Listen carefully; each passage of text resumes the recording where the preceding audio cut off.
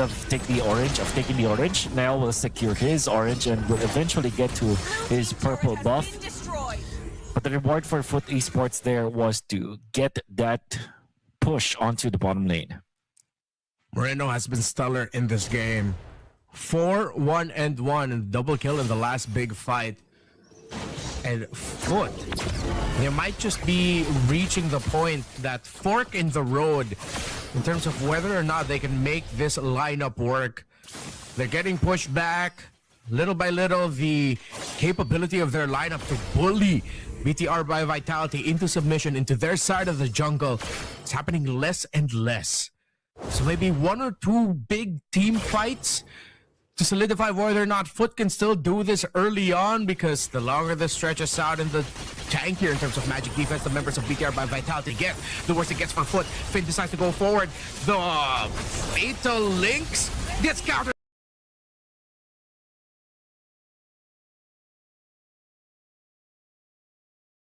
a little bit, but Blotsfit is not going to be able to survive that onslaught. It is getting to that point. They're way too tanky. The magic defense. Moreno with the targeting of the Psychic, forcing out the Kimmy. Kazooie gets spotted out here by Nile. He's going to chase him down. This Paquito going after the Harley. Full on combo. Fork in the road, and it is gone to the way of BTR by Vitality. Right in time for Lord number 1. The moment that Foot Esports' formation was broken down by BTR because of that snag, the Fatal Lynx committed on just one hero, it was enough. BTR, they understand the scenario. Foot Esports has to be complete as 5 when they wanted to win a team fight, but that does not happen, and they will try to stake this lord. They will be successful in doing so. Blotsfit will be able to run away. Every time that there is -1, not from BTR, Foot Esports will not be able to win the team fights. It will take the whole village of Foot Esports just to win, and BTR has found out that that is their secret, and what they'll do now is just to group up and take one after the other. And BTR by Vitality's teamfight targeting, specifically Moreno on this Valentina, has been stellar. Single-handedly keeping Psyche away from that fight, getting 2 shadow strikes in towards the Kimmy, sending him out, and then suddenly it just looked really bad for Foot to fight into it. So BTR, they themselves, they know their condition. It will reach that point, and we are finally there, wherein the lineup of Foot is gonna greatly struggle against the lineup of BTR by Vitality. Part of the confusion, and even from my own perspective, I have to admit, is the fact that you can't really tell if it's Blotsfet or Moreno's golden hour that gets dropped by. Of course, you can see the sign if you're the player, but not so obvious if you are from our perspective here. Look at Eman right under tower, doesn't care. Moreno gets the last hit, but it was the Harith dancing beneath tower number 1 in mid through his own Zaman Force that made that look easy. Foot Esports are getting dismantled. The Lord falls top side. BTR by Vit will continue their push, trying to take some tier 2 turrets. It looked really good at the start, Redmar. It looked like Foot Esports knew what they had to do, but okay, Shogun is low. Shogun might die because of this, but he's still able to land the ultimate to get one. RX will be able to run away. Good shutdown coming out from Foot Esports. They will need more of those if they want to get back into this game, because as it stands, BTR are leading by a lot, and naturally the bottom lane as well as the top lane gets pushed by the big minions spawned by BTR. Everything falls now on this Kimmy for Foot Esports, for Psyche to stay alive as long as possible, start getting some items in. Kazooie, of course, will be there with the deadly magics, and that's where you could start it off. But the survival of this Kimmy is important for them to be able to turn this game around back towards their favor. It's even out somewhat, as that little win in the center now allows Foot Esports to open up the map. But in the next big sequence, Moreno will have the golden hour of the Marcel ready for Bigatron by Vitality. And what this entails for Foot Esports is that they will need to go for this kind of play. They're looking for the target Renmar, but Bloodsfed already showed himself. Kazaway is here. Shogun, not the best target, but if Psyche can participate in teamfight, it's gonna be bad. But already the golden hour is being exchanged. There's gonna be a big -1 coming out from BTR. They weren't able to protect their Esmeralda, Renmar. Without the Esmeralda, they lose a major frontliner. They jump now onto XC, who's trying to hold, but it's not going to be able to. That's two members of Foot Esports down. Big Charm by Vitality has found an opening. Psyche is now left behind. Around the Lord, Bloodsfed and Kazuma trying to reposition better for the team. Bloodsfed goes straight after Eman. So Psyche just has a little bit more room, but Nile is looking towards the Kimmy. Zones him out. 3 versus 5. This is going to be too tall a task for BTR by Vitality.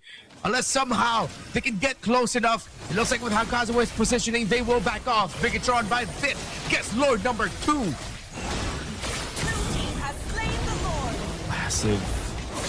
Massive pick off and then followed up by another one. BTR are just way too good when it comes to their positioning around the map. And they're dismantling Foot Esports. We talked about how Foot Esports needs to be together. We talked about how they should be the one oppressing the jungle of BTR, but all of that gonna be denied by BTR from that bottom lane win. And they did. They were down by 2,000 gold, but one Fatal Links that caught 3 members of Foot Esports that had Purify, by the way. Still wasn't enough. It's because of Finn, it's because of Moreno. And now BTR by Vitality, they're poised to take the top lane turret. Conceal play, Golden Hour gets dropped down now. Shogun brought down really low, but the frozen moment gets a help in Mount Kazuha gets spotted out by Evan and the rest of Bigatron. Right under the tower with the Lord pushing in. No more Harley for Foot. Is the Kimmy gonna be enough? Because the Urna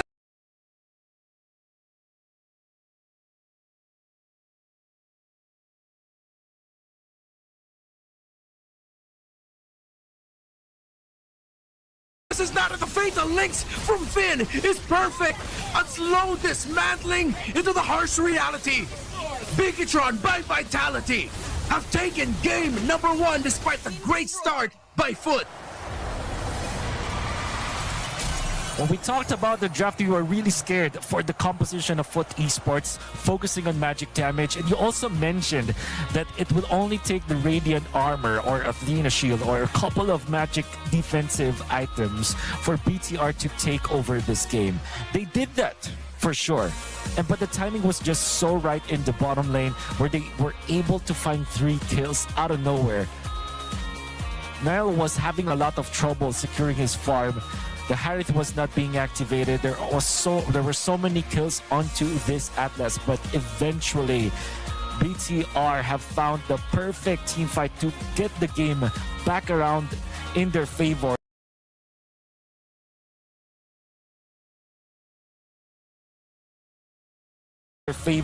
And afterwards they have identified all they had to do was to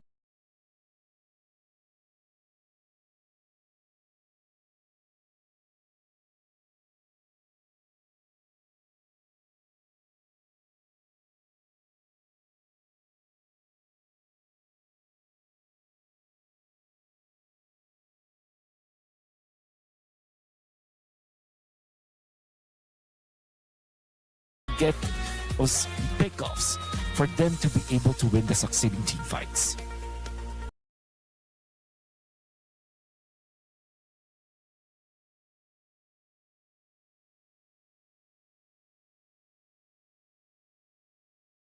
Team fights. It's the recognition.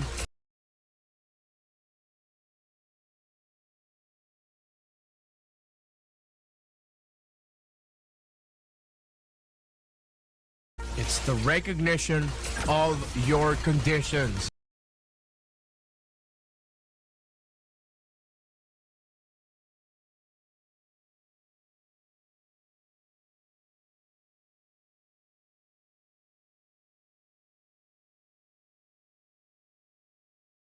Know what you need to do, and then you'll be able to start taking it. Early on, Foot Esports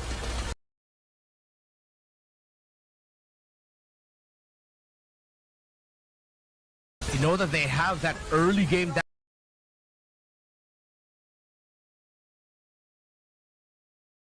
damage going very well for them. This is very tailored to them and their own understanding of this metagame. Wherein, yes, this lineup does well in the early, and there's a chance you could go snowball out of control here.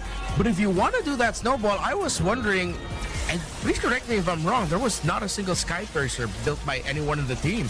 I believe they were thinking, okay, you don't need to build Sky Piercer because there's the Harley anyway. In a way, it's sort of the same. But if you really want to double down on the idea of winning it early, you gotta put that Sky Piercer, though greedy as it sounds, on that Kimmy. Get those stacks, and it makes it so much harder for Bigetron to eventually turn it around. Like, around this moment, imagine if they had a Sky Piercer, it'd be way too risky for them to try and take. And this was the moment right here where Fit, with a flicker and Fatal Links, slowly then got to bring Bigetron by Vitality into this game, to this point where Foot Esports just could not get a footing anymore. And afterwards, it's just a slew of -1, -1, -1. Foot Esports just cannot regain their composure. Golden Hour were on point anymore, coming out from Blood's. But Moreno just copies it, throws it back to Foot very well Esports. for them. This is very ever so reliable on this. Playing at least once. 0 on this BTR. BTR are at that level right now of confidence. Should be difficult for Foot East back from. Well, at least this is harsh. Less all of those and kind of composition. It just can't. Over time, again, look at that. Radiant armor, Radiant armor, Radiant armor. And that was it. That was game. It was so difficult for Foot to get one. They needed to commit a lot of damage onto whoever gets hit by the Deadly Magics. The time Shogun got picked off in the mid, they needed a little bit help from the turret as well, alongside that. And then they didn't have any more resources onto anyone else. If you want to make this work, you have to have Sky Piercer in someone. There's no way of skirting around that. Get the glowing wand, sure, but after that, get the Sky Piercer. Hell, rush the Sky Piercer if you have to, because it's a clear idea.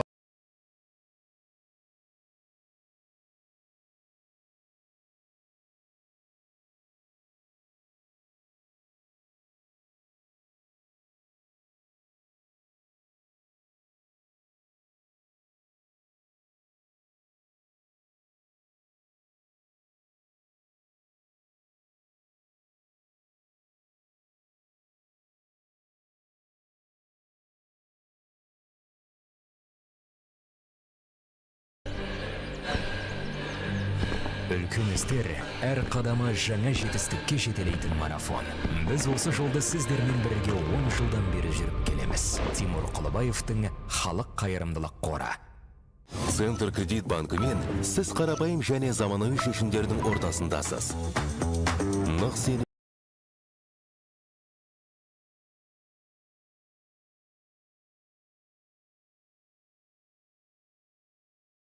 ортасындасыз. Нық сеніммен жаңа мүмкіндіктер ашып, тексерілген сапаға сеніңіз.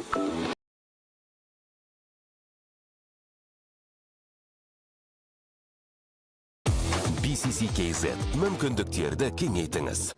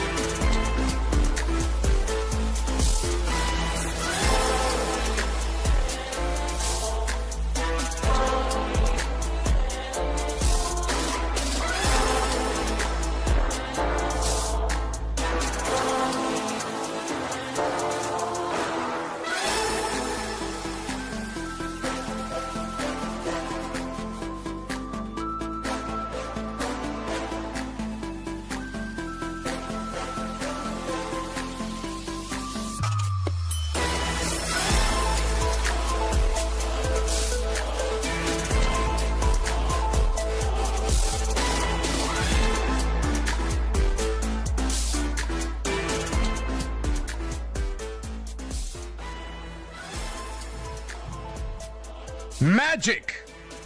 It's a way you can describe what Bigatron Vital do in game number 1, the damage profile of Foot Esports in game number 2, and what they might need to pull from inside their hats to force a game number 3. Again, still, clearly, Foot knew what they needed to do, pedal to the metal. They were winning early, but it just hit them, and that realization of this isn't gonna work in the mid to late. This is where now we look towards balance, not in terms of identity of what the lineup needs to do, but just damage profile. Have some physical in there, even just one. That's why we were looking for the Granger at the end of the draft for Foot. Yeah, it seems like for Foot Esports, what did they were able to achieve in that game was to just make it a difficult mid game. Like literally the third turtle as well as the first lord. That's just the sweet spot. Even when you're thinking about their lineup of having only magic damage, just an opening for them. And even in the late game, when they found the kill onto Shogun, they can do it quick. It's just that BTR are just way better at the identification of their threats, and most importantly, have just a way easier composition to really pull off. They went in for the Paquito jungle because they flexed it as their blue 3 pick. Went in for the Harith, expecting the Granger. Actually, I think they were literally expecting the Granger. They couldn't pick it up for themselves, but they can definitely counter it with the Harith in case. I think that's what their mind was at as well. They kind of conditioned Foot Esports to be so tunnel visioned into that Harith that they had to pick up that Esmeralda just to counter it.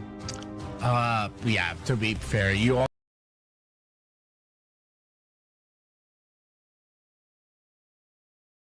also did say that maybe they would be wary of picking up the Granger into the Harith, and yeah, that makes sense, honestly. Like, as a theory that they just decided, let's just pack the Esme, and then I don't know if they realized that with that decision that their damage is all skewed towards magic, or they leaned in on it. Leaning in more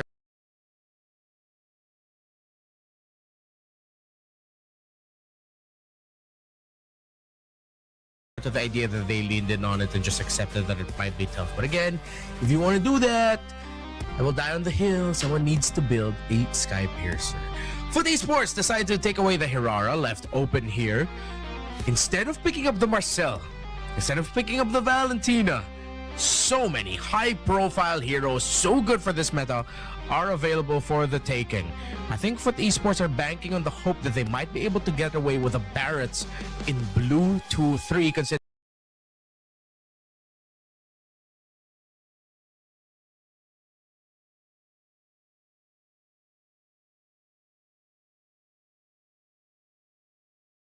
that Uranus has been banned out by Bigatron.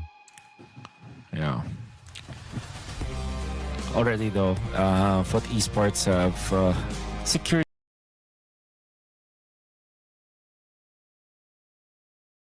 an important hero in the meta game. BTR, how will they answer this one? I think that a third pick Brody might not be too far an option, maybe even a priority with it, but of course the Valentinas, the Barrett, as well as the Barretts, ever so reliable in the meta game that we have. Foot Esports, this time they will have to look for another source of damage. I feel like not only just the Hirara, so maybe, just maybe, they're the ones to pick up the Brody themselves, or if they want to be really safe with it, I think a Paquito will not be as bad. Although there's a Barretts on the opposite end, I think that you're okay against the Valentina. Ooh, it's gonna be really tough here. Foot Esports, they thought that maybe they could get away with that gambit of getting that Barretts for themselves, as it would make sense for Valentina Marcel to get locked in by BTR. But again, it's a Valentina with them. They're happy of letting go with the Marcel. They'll still end up with the Esmeralda. And of course, the aforementioned Roamer. By the way, it seems like so far, similar picks for Foot except for that Hirara. So, and they don't really have an answer for a Barretts just yet, and they need to start building around that Barretts. Yeah. Cell is Marcel is not as effective as most heroes up against bats, but I think the Valentina priority pick coming up from BTR just allowed this to happen. So it will be the Harley this time for their side. Really just self-explanatory in a way that this is a typical pick now going up against Hirara. So what you're looking for Foot Esports is to deny strong side laners for BTR. So I think both the Brody as well as the Paquito might be their two heroes that can be piloted by MN, and two heroes that will be a problem for them in the upcoming game. Good pick up there on the Harley. The Dora gets taken out by Bigatron, so that would have stopped the Harley in its track, but I might have been okay with letting that through, considering that well, no, to be fair, that the Valentina might also want another option for the mid lane ultimate to take instead of just taking the golden hour over and over again, so that they have a little bit of a better layering and options instead of being so one-dimensional around it. But it worked out well for them in the previous game. Atlas getting taken away by Foot makes sense. No roamer yet for Bigatron. They have the Valentina, so definitely you need to take that away. I still do not see answers for the Barretts, and as I'm trying to run them through my head, they might actually just not be able to get it unless they somehow outplay Shogun as a team to get those Barretts down to 2 deaths very early on. Yeah. So the Atlas maybe actually, you know what? Maybe they should be the ones to ban the Paquito as well. I mean, I've thought about Foot Esports, but for BTR, they just have to take... okay, of course, the Hanabi. Always think about it.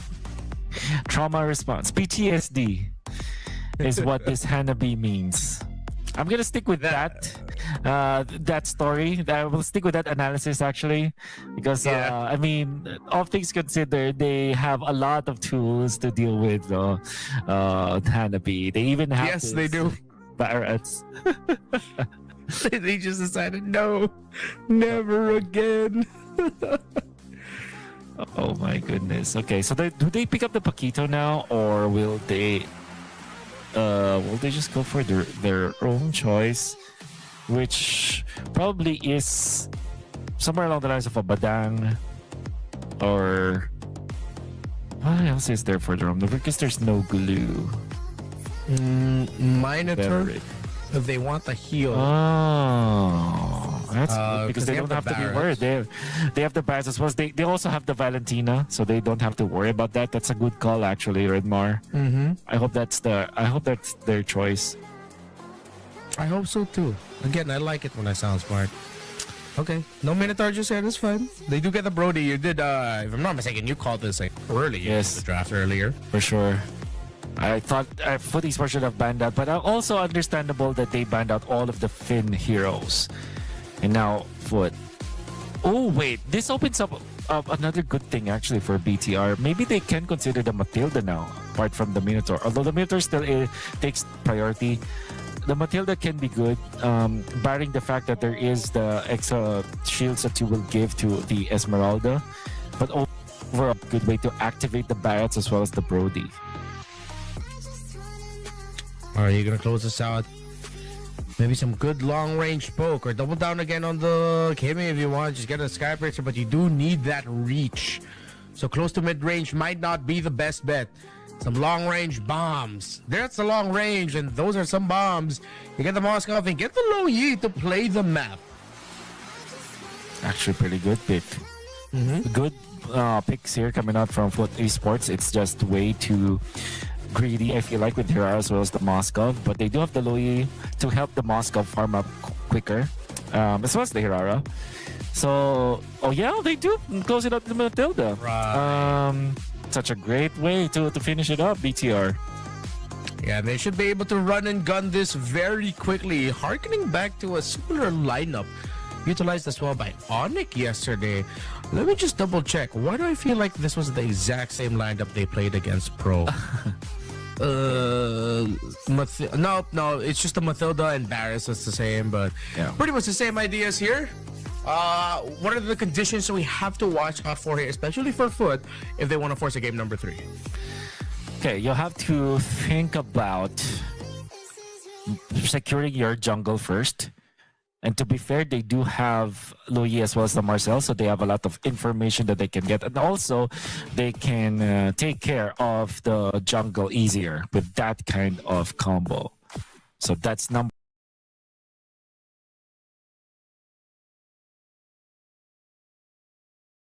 one. So take care of your jungle, take care of your turrets. Second is be careful where you fight, right? It's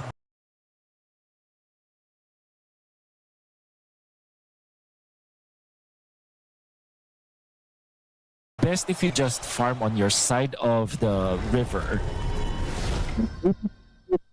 A few jungle camps. I think when you can, last until the 15-minute mark, and if you get to that point when BTR not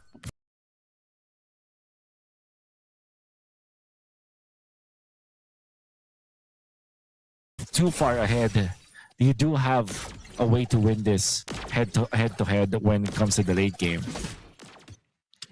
One thing you have to watch out for with Edmund on this Brody is that big blitz. Where they start just grouping up together as an entire team to rack hella stacks on this Brody if they do want to still pack it up, with the Sky Piercer, or if this might be a Sky Piercer less Brody that we will see. They are paired up with a Harley after all. Usually, that's what we see from teams. You already have a Harley, don't need a Sky Piercer. All right. XC will aid Kazaway in invading this Rock Ursa, but Finn is here, ready for the defense. As well as Shogun up top. But they will keep their jungle camps intact. They still want to fight this. They want to go dive for Finn. Not sure who was able to take it. It seems like, just basing on the XP, it's going to be Kazaway, but Psyche now very low. Actually survives from that one. A very close call. That would have put BTR a good advantage, but fortunately for Foot Esports, they were able to equalize. And they also took away one of the jungle camps, which means that in this war of attrition, Foot Esports has a little bit of advantage, especially because they also denied 1 minion literally from Moreno. And what Psyche was doing in the mid to disrupt Moreno, while the other members of his squad, specifically Blotsfet and XA and the rest, were just invading the jungle. And now Niall is getting zoned out of this turtle. He's still waiting for the Hiraro foot to drop by. But because XA, with the falling star moon away, still got to land a bit of an immobilize and a bit of damage. It might be a little bit good, but the slight reset, and Niall winning the retry means bad news for Foot, as BTR can now invade towards a purple buff. They're trying to protect it. Kazue will get zoned out. He's trying to get close, but with the presence of the Barretts, it's gonna be too tough. They get away with Grand Theft Purple, and Foot won't be able to find a clapback. Oh, well, movements coming from BTR, so pristine. I mean that with this Shogun. Close range, Daytona's welcome will miss. And of course, the flying dinosaur. Stuff of legends. Finn able to help the Barretts get through the wall, away from his oppressors, and be able to get back to farming. BTR committed Grand Theft Purple successfully. One thing I want to try out is if you can still hold the charge of the Detona's welcome, press the guiding winds, still have the charge going, and then let go, so you can let go of it in the air or something. But topside, speaking of letting go, BTR did not want to let go of their momentum that they had, positioned themselves well, and Shogun got to bait XC into checking the bush, taking out the Esmeralda as a squad alongside Moreno and Niall. And they were able to push up top because of this. BTR, great positional advantage that they have, economical move that they did allow them to have a 2,000 gold lead over their opponents, Foot Esports. Such a great way to maneuver across the map. And this time they will be losing Moreno in the process. Foot Esports are quickly going to be transferring down the bottom lane. Blotsfet might be way too fast in rotating. He gets taken out by a task force coming out from BTR. I think that was such a weird move from Foot Esports after winning the first fight. Look at this. Flicker force from Psyche. Exing Kazue spot out Shogun. Already the detonus welcome committed. Eman close by if he wants to join in. RX ready as well. Level difference, Kazue and RX decide to go after the Brody. Torn apart, Memory gets brought out, and the Falling Star Moon is a perfect mark onto the Brody. The Golden Hour gets drawn by Psychic, gets taken out here by Finn. Big drawn by Vitality are able to cash one with a detonus welcome. Bloodsfet is next. Once again, he just got back and he got taken out. No contest here by Foot Esports for this hurdle. They have to back. Oh, they have to back down for sure. XC, gotta be careful there. Fortunately, Shogun does not have the ultimate, so yeah, XC will get away for free. But then again, that's a turtle. Okay, wait. Eman finds one. No Stera is there. I think 2 iframes. That's the second one. Tries to get away. Will it be on cooldown? Doesn't need it. They will not push through. They will just have. They just wanted to get a push up top, allow Eman to farm up, and at this point, Blotsvet is actually taking so much damage from Eman. And there we go. 5 minutes 36 seconds. There's the Sky Piercer now available for Eman. It's time. It's time for good old Blitzatron. Hunt down the next target. Get that Sky Piercer for this Brody ASAP. It's Eman time. You gotta be ready, Foot Esports. You gotta be ready. There is going to be a teleport, a diversion play. Foot Esports wants to go for Eman. But Finn is there to save him. It will be enough. No, it won't. Foot Esports successful with their mission. Now they want to turn their eyes on to Finn. Not get the kill of the Matilda, but they do get the kill. But how about that takedown onto Eman, who just freshly picked up his Sky Piercer? Gotta be denied of that. Nice teleport from Foot Esports. It's like they knew. They had a feeling. They saw the scouting report from the last time we saw Eman pick up a Brody. Don't let him get the momentum after he gets that Sky Piercer. And maybe this is where they find the light of hope through the surprise hit squads. Oh, but there's a sudden detonus welcome, but actually already committed the Purify out. So that's a battle spell for ultimate. Foot Esports, if I'm them, I have to try and make a move, knowing that there's no longer a detonus welcome available. Blastfed with a frozen moment, but the circling eagle is perfect. Moreno gets to take out the Marcel, and Foot Esports gets split up yet again. Bigatron made that look easy for that trade. Oh, and now they will just be able to get this turtle for themselves. Quick decision making coming out from BTR, and again punishing Bloodsfet from being ever so aggressive. At the same time, though, that is how you should play this Marcel, but at this point, he has not enough Thunderbelt stacks. He is easily taken out. Nael forcing out this Retribution. Kazue will not be on time. Actually, he did not have his own Retribution, whereas Shogun wants to take out RX. Look at how much damage this Bats was able to do. And RX will not commit the flicker, knows that he can survive, but man, that's a lot of health that's taken away from him. That means that BTR can now position themselves around this orange buff. You know, fun fact about Barrets in the EXP lane, in-game you can get a penalty for playing it if you don't play good. Because it's one of those heroes that you can't naturally select into the EXP. You have to go through that little prompt of, oh hey, this isn't an EXP lane hero. Are you sure you want to pick it? I think after this meta, Muton needs to adjust that a little bit. Barrett's definitely so good in the EXP lane. Maybe a little bit too good, if you know what I'm saying. Yeah, too good. Oh, and the version down, but this is just the farm. They just want to evade the army of Foot Esports knocking up top. Want just to push down the bottom lane for a trade-off. Yep. And I think the BTR will be the happier, because it means that they might be able to pop the Holy Shields up top. Oh wow, Golden Hour committed just for this one. They really want to keep the Holy Shields intact. Oh, they weren't able to successfully do it. They still lose one of their heroes as the Louis is taken out. Bad decision coming out from Foot Esports. Now Eman. It's actually not Eman. That's actually Moreno. Copy the Moscow. For a second, that was Eman. Now Nael actually pops the ultimate. Kazue, will he be safe? Yes, he will. But then again, there's so much control that BTR has around their base. Yeah. We're good right now. Foot Esports very safe on their side. Bigatron by Vitality will now control the jungle and steal away a purple buff from the Hirara of Kazue. Moreno cosplayed RX there for a moment as the Moskov. And look at the spread of BTR. They sent the Barretts alone. Look at how nonchalant Shogun is. He doesn't care. The Esmeralda's dancing around him. Blossfett close by.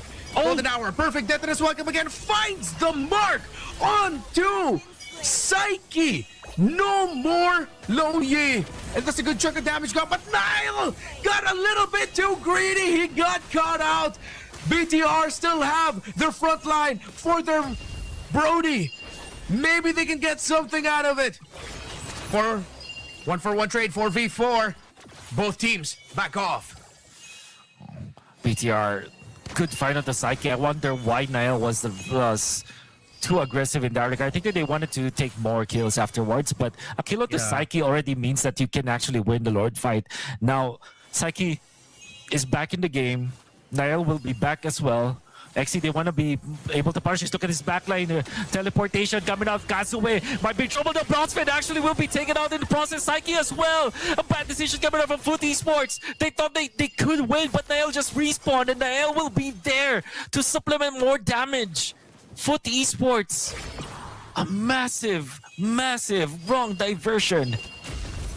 Mistimed, misexecuted, and a little bit too greedy. We saw a little bit of that from Nile earlier, but he got back just in time just to witness Foot Esports do the same thing. It felt like a Hail Mary play, but now this looks bad for them. It's getting close to a 10,000 gold lead for Bigatron. They're going to get a lot more resources. The Lord will march out. Blossfed going forward. Golden Hour is massive, but Shogun and now coming in through the back. This is going to be a huge sandwich play by Bigatron. Blossfed eats up. Oh my God, Shogun gets a perfect death and is welcome with the flicker. But the members of Esports still alive. Emma gets to take out Exy. That's 2 down. Shogun gets Psyche. It's these damned Barretts players who are just so sneaky and so good with it. It's not just about the size of the Barretts that matters, it's how you use it, and Shogun has used it perfectly. Bigatron by Vitality will sweep Foot Esports in this best of 3. Shogun has showed us once again why you should ban the Barretts against BTR by Vitality.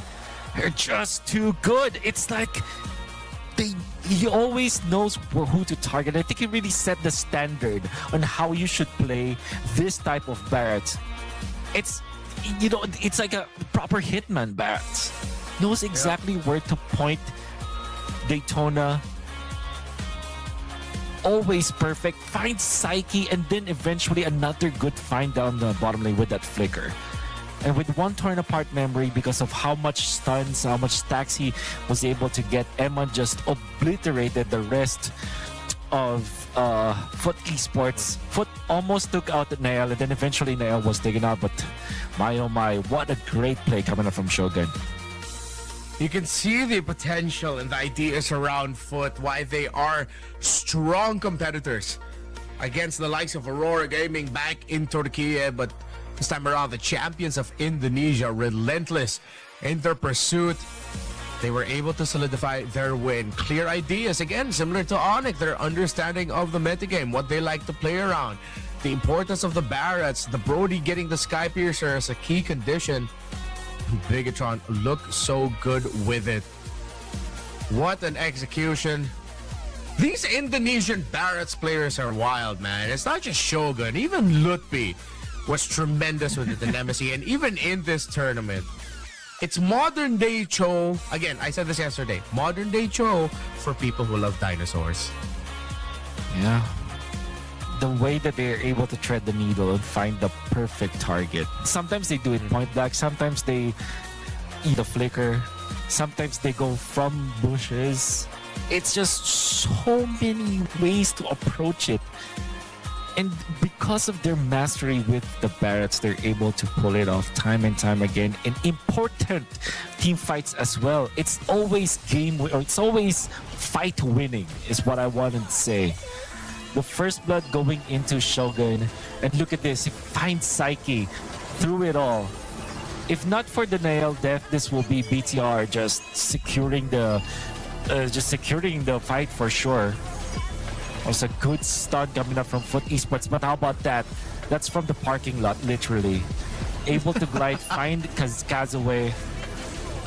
Scrambling, Foot Esports were running away. And because of the fact that there was a quick -2 from BTR, there wasn't any chance at all for Foot Esports to get back to this fight. They eventually lose the game off of that jump coming out from Shogun. Barrett's, I think the best way to describe it, he's a literal wrecking ball, you know? Yes. And Yes. it's crazy because even though, let's say, you get a big lead, Deton is welcome, being a -1, and the fact that even at the deficit, you still have to use a lot of things to finally take it down. It's the perfect hero for this meta where the really high burst heroes are back, which is good for Barrett's. And then at the same time, it's like, oh, we've used all our burst. How are we going to take it down? Is the marksman still alive? And if the answer is no, you're not taking that Barrett's down. It's the perfect storm for his return to the metagame. Yep. The stars have aligned for the Barretts to be back in this meta. And I'm just so amazed on how good Barretts players make it. How do I say this? Like, they make bad Barretts player look really, really bad. You know what I mean? Like, because of how good Shogun was and Lutpi eventually, they set the standard on playing the Barretts to the point where it's hard to keep up if you're really bad at Barretts. If you just barely know how to play the Barretts, if you just know how the skills operate, if you're not on the elite level of how Shogun and Lutpi and others play it, you look really bad, right? Whereas these boys, like, it looks like they look like assassins actually when they see them play. That's a good way to put it. It's like they know they're one big target, whoever that they're gonna get, and then it just gets followed up so well. And of course, supplemented by our MVP of the game in Finn on that Mathilda. Yep.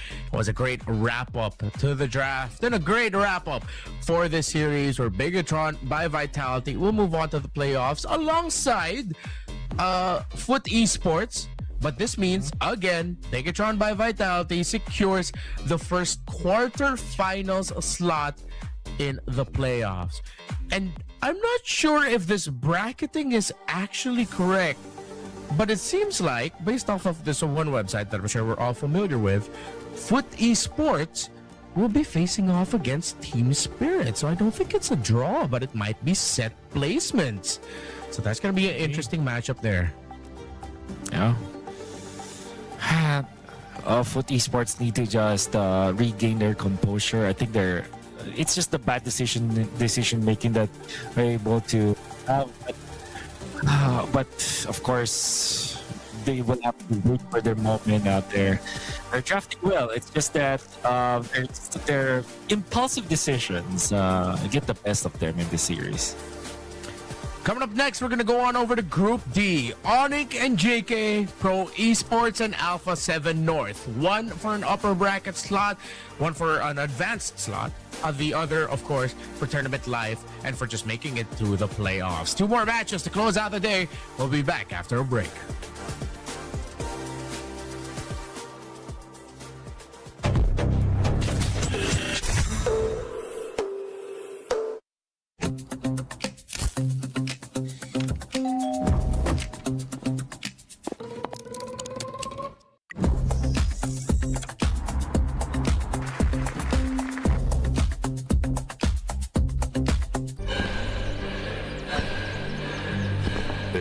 Үлкен әр қадамы жаңа жетістікке жетелейтін марафон.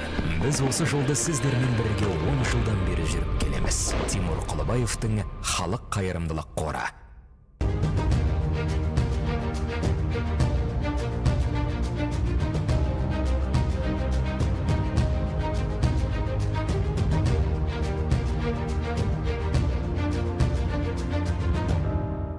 Центр кредит банкымен сіз қарапайым және заманауи шешімдердің ортасындасыз. Нық сеніммен жаңа мүмкіндіктер ашып, тексерілген сапаға сеніңіз. BCCKZ мүмкіндіктерді кеңейтіңіз.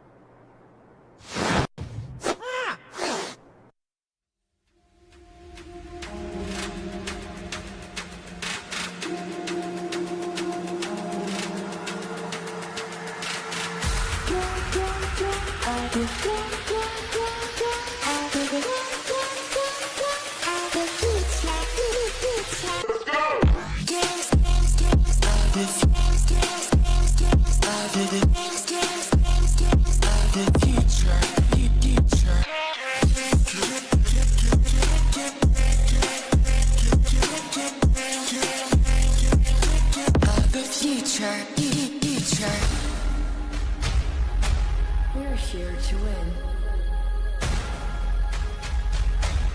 Let the best win.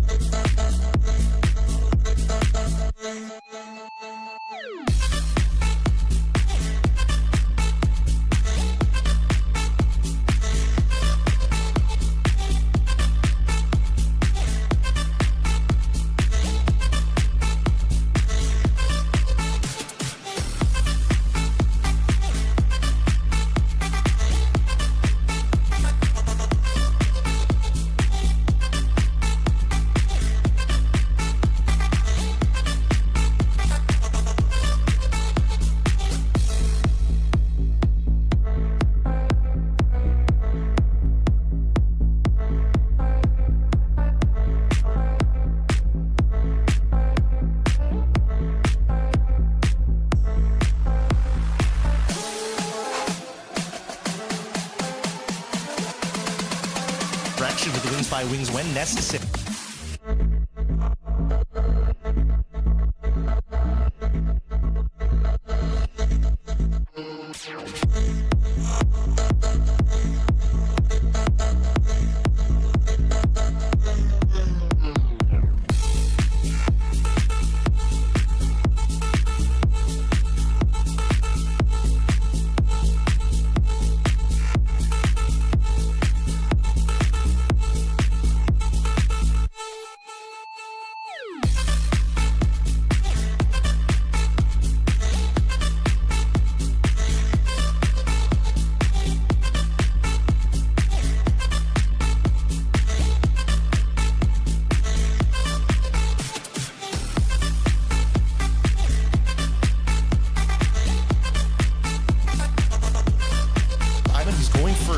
He's going for the glowing as his second, but honestly, I think they needed just a better answer to Flap because I don't think they're going to close the distance on Haji anytime soon.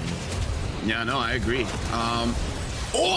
Good set. 3 members in, and looks like the golden hour not going to hit onto anyone. Fishgod is all alone, though. Zed is there trying to follow up, able to get Flap. Flap is surviving everything, and Ogwe gets a kill onto Fishgod.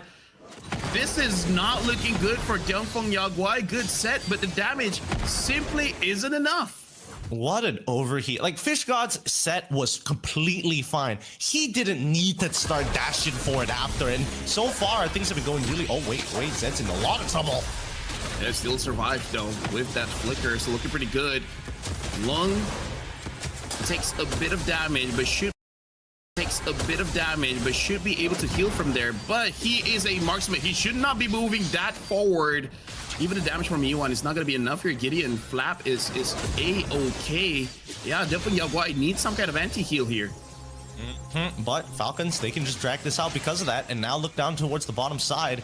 They want to make sure that they get the orange buff and also clear down bot lane before they end up losing their holy shielding. But look at the position that they're fighting for. This tri-brush is now getting flushed out. Flap got caught in that wall. But again, this Esmeralda is way too tanky. Lung has to be careful, man.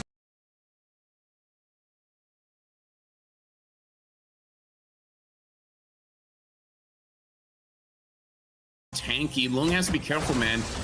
His positioning, I gotta say, Gideon, is making me very nervous.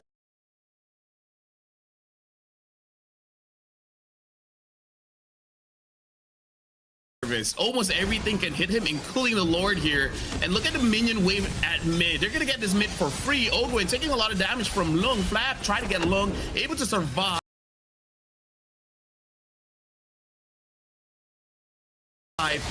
And now the Evelyn got the Feather Edge Strike out, almost killing Fish God. Oh, Ogwen, that was an ult. That was an ult. That was an ult, but Daoshi! Now she goes behind, tries to get onto Flap. Flap still survives. Ogwen able to stop Lung. Lung, one more hit from death. And Flap looking for a position. Team Falcon secured the Lord. And Lung able to get Ogwen. That was a lot of awkward positioning coming in from both teams. Zed will find Haji there. Haji should be able to get out of there. And Zed burn. The burn is not enough to get him down. Oh, he breathes a sigh of relief. Cloud Shift, though, they're trying to turn the fight to the bare minimum. Fishgod's got no backup whatsoever. As Super Marco teaches him, no. It doesn't matter how tanky you are. I deal true damage. Please go back home. I want to still hold on to my flicker, and everything is okay. But I agree with you. It was a really awkward fight from Dongfeng Yaguai. They gave up a lot of the space, and they ended up getting chipped out by the Lord because Team Falcons were able to sustain through like a majority of the poke damage is being thrown out. Not to mention that Haji just refuses to show himself and just holds on to that Feather Airstrike until absolutely necessary. This Lord should be able to net them something, but let's find out how hard they're gonna hit. Feather Airstrike used to zone people away.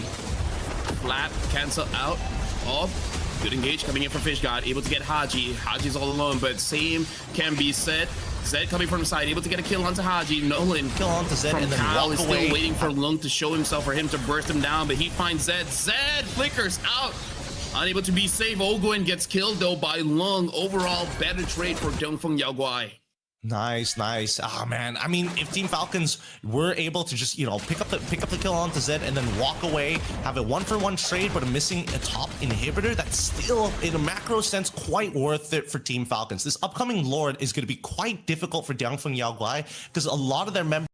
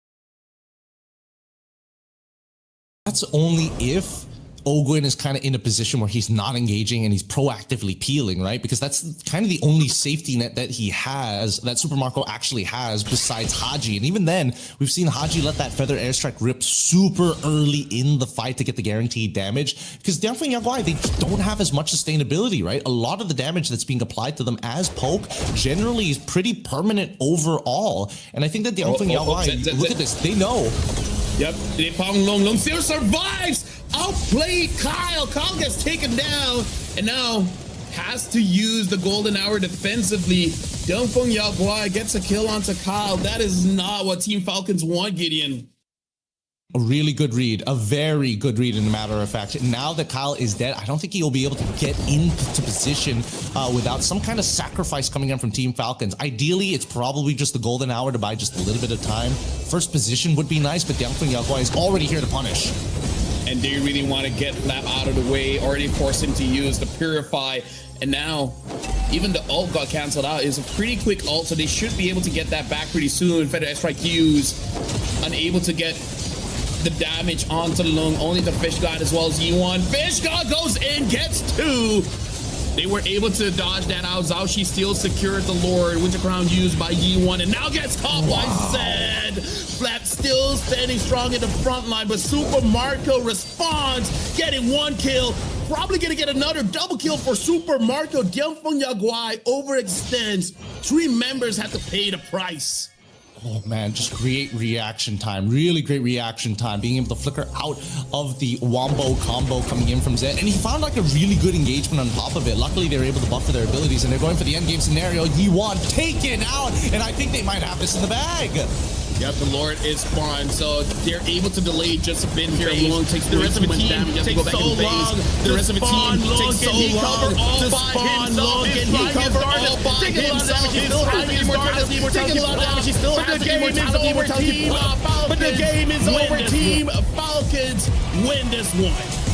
Oh my goodness. Right at the very end, right when you think that Dianfeng Yaguai have finally gone underneath the chin and got to the throat, Falcons with a heavy smackdown with great reaction times to the unbelievable engagement coming in from Zed.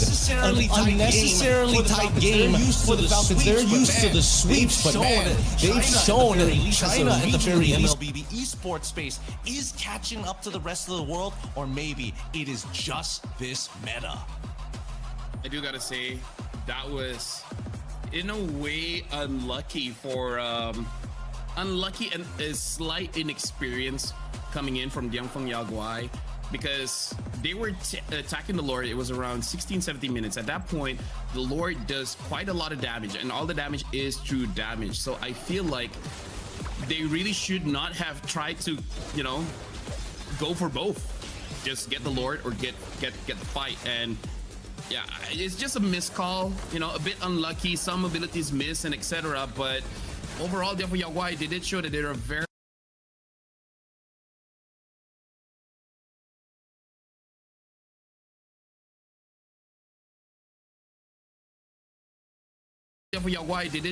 a very strong team. And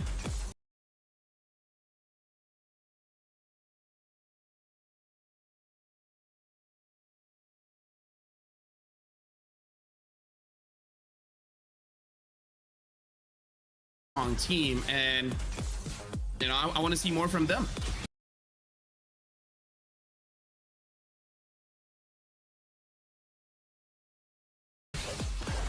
Me too. They've shown that they've got mechanics. They've got hands. They've got hands. They know. I mean, Fish God, he knows how to engage when he has that flicker. But there are times where you need to just make sure you don't show yourself too early on. And I think that Dianfeng Yaguai, like Zed, has been overall the most consistent support we've seen throughout the tournament so far. Able to find like multi-man engages, and that's why Zhaoxi is so trustful of him. Right? He is dashing past members of Falcons to go and capitalize on the engagement that Zed has already set up. It's just unfortunate that at the end of the day, Lung, I think that he needs to just be a little bit braver. He needs to call for resources, and more importantly, when you have such a powerful spell like Go Away From Me and the Feathered Airstrike had already been used, it's on to him to start walking up and trying to make something happen with a composition that's designed to siege their opponents. And I really feel like the takeaway from this is that we got to look more for Zed as well as Zhaoxi. They have been very impressive so far. Maybe a change in items here. Maybe one more person have Life Bane that could help out Dianfeng Yaguai quite a bit, because we see them trying to zone Flap away. Most of the time, Yi1 is there, so he still applies that Life Bane, but you can't really rely on one person at 16 to 18 minutes of the game, because Flap, crazy enough, how many times he's been attacked, but he never died in that game. That just shows that there's not enough anti-heal to deal with this Esmeralda. And Yi1, he's not really looking at Flap. Let's be honest here. He's looking at whoever he can peel off. He's looking at anybody who's trying to get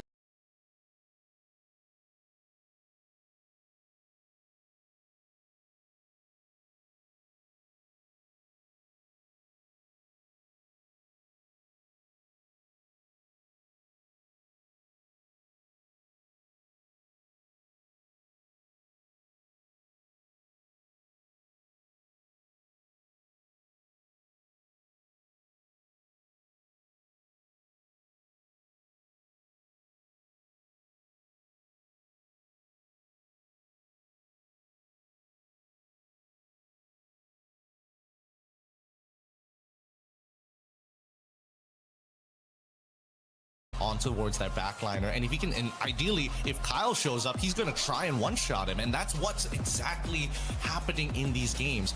I think the big problem with Yangfeng Yaguai is that when you get to these critical moments and under pressure, they just seem to have very different ideas about the game. But with that being said, this already concludes our second series of the day. We're going to go on a short break before we head on into our third series, and we'll see what the result and winners of that one is going to be.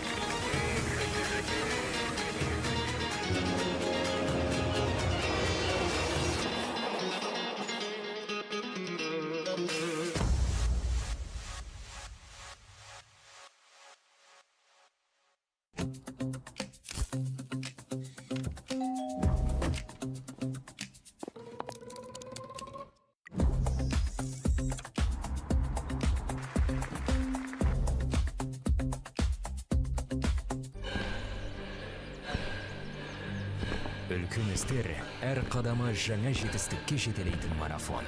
Біз осы жолды сіздермен бірге 10 жылдан бері жүріп келеміз. Тимур Құлыбаевтың халық қайырымдылық қоры. Центр кредит банкымен сіз қарапайым және заманауи шешімдердің ортасындасыз.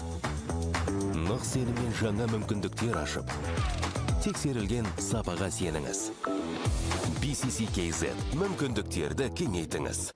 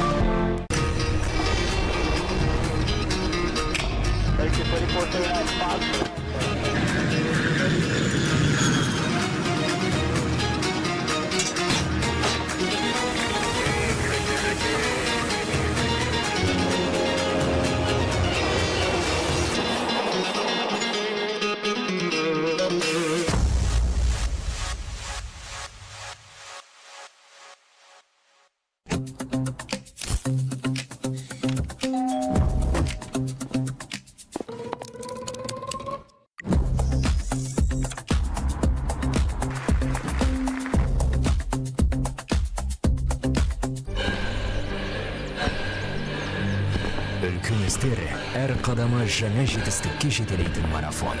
Біз осы жолды сіздермен бірге 10 жылдан бері жүріп келеміз. Тимур Құлыбаевтың халық қайырымдылық қоры.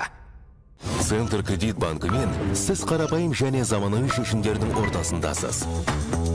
Нық сеніммен жаңа мүмкіндіктер ашып, тексерілген сапаға сеніңіз. BCCKZ мүмкіндіктерді кеңейтіңіз.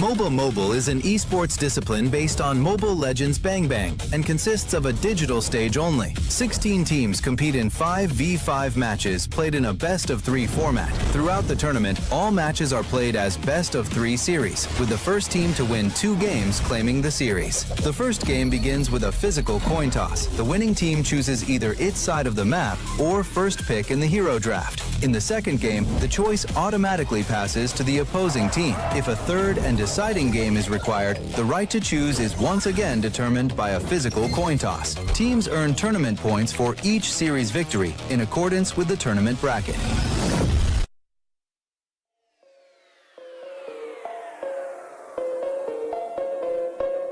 Games of the future.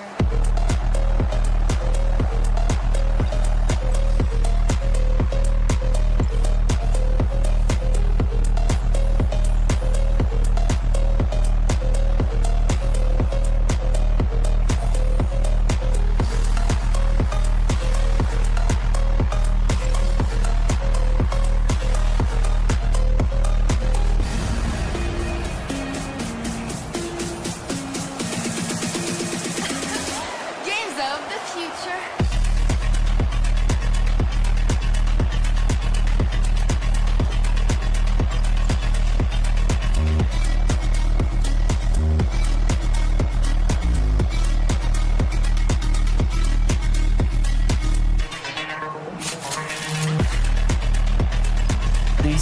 This is just the second international tournament that these two players will ever have participated in. Kozin has been playing since, I would say, late 2021. Yeah, that was late 2021, early 2022. Koi is also very new in the scene.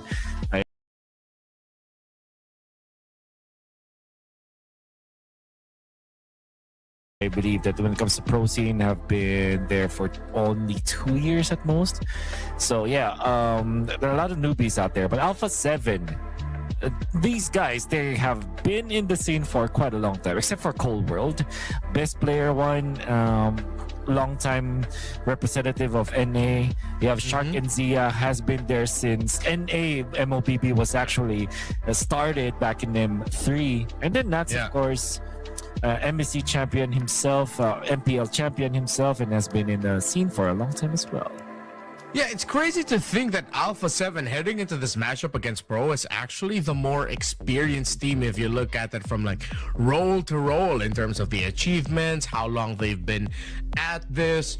And on your screens right now, of course, the members of Alpha 7, the draft will be commencing soon enough.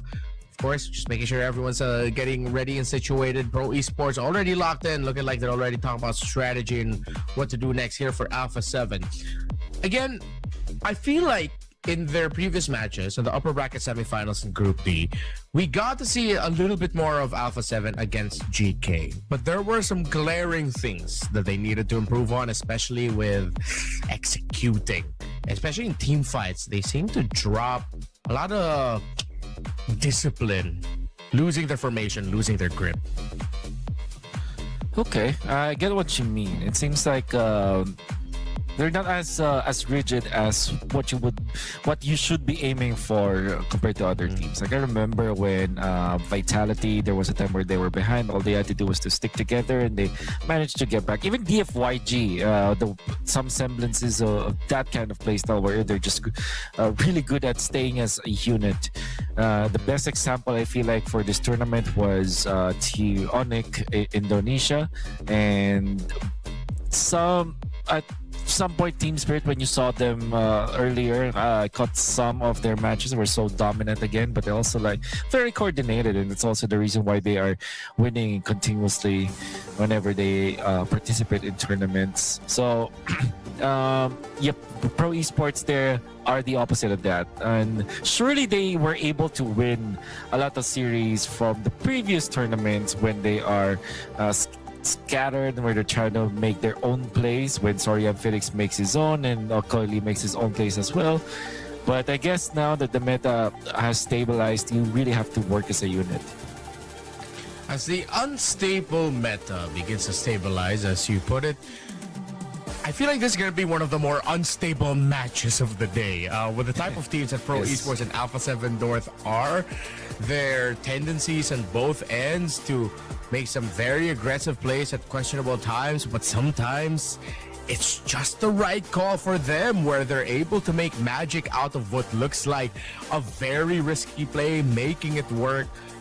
Oh, this could be a really fun one.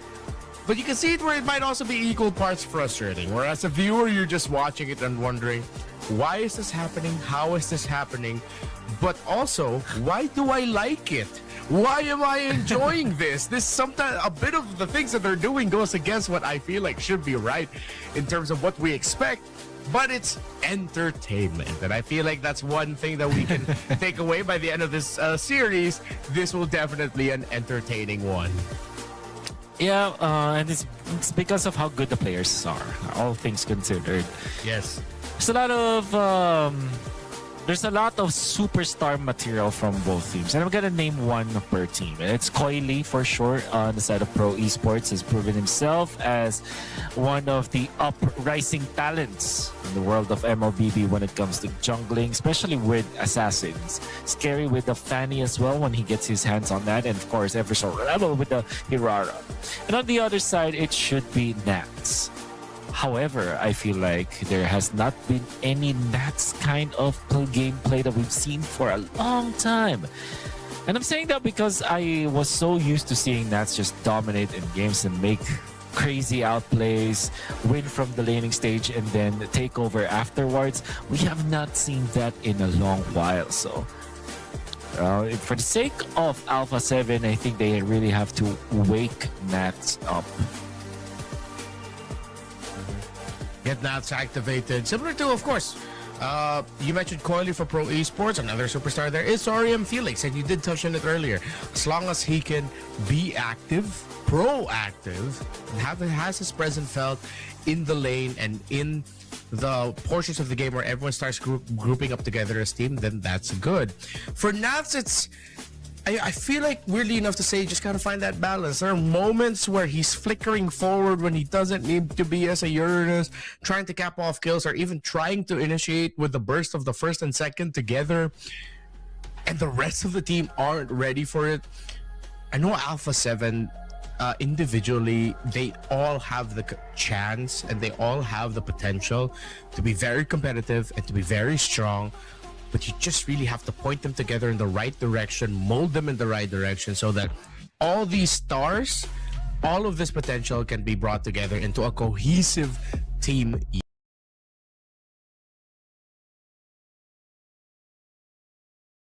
unit. Because despite all of the instability of this meta, despite all of the more confusing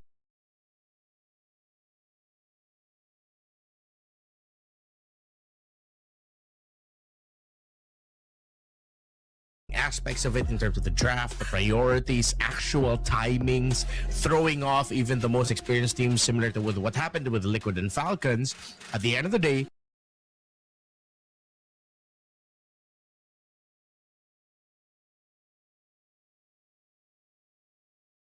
cohesion, discipline as a team, even crazy moments as a team is what wins you games this time. And where will you get that from each team? I'm sure that there is some crazy shot calling coming out from Nats. I mean, crazy gameplay coming out from Nats. Talking about like those chaotic team fights. But I feel like it has to come from a shot caller's perspective. That's why I feel like maybe those kinds of plays that you're looking for might come from Pro rather than Alpha 7. As unstable as chaotic as Alpha 7 is, I think that Pro Esports, the way that they decide, those.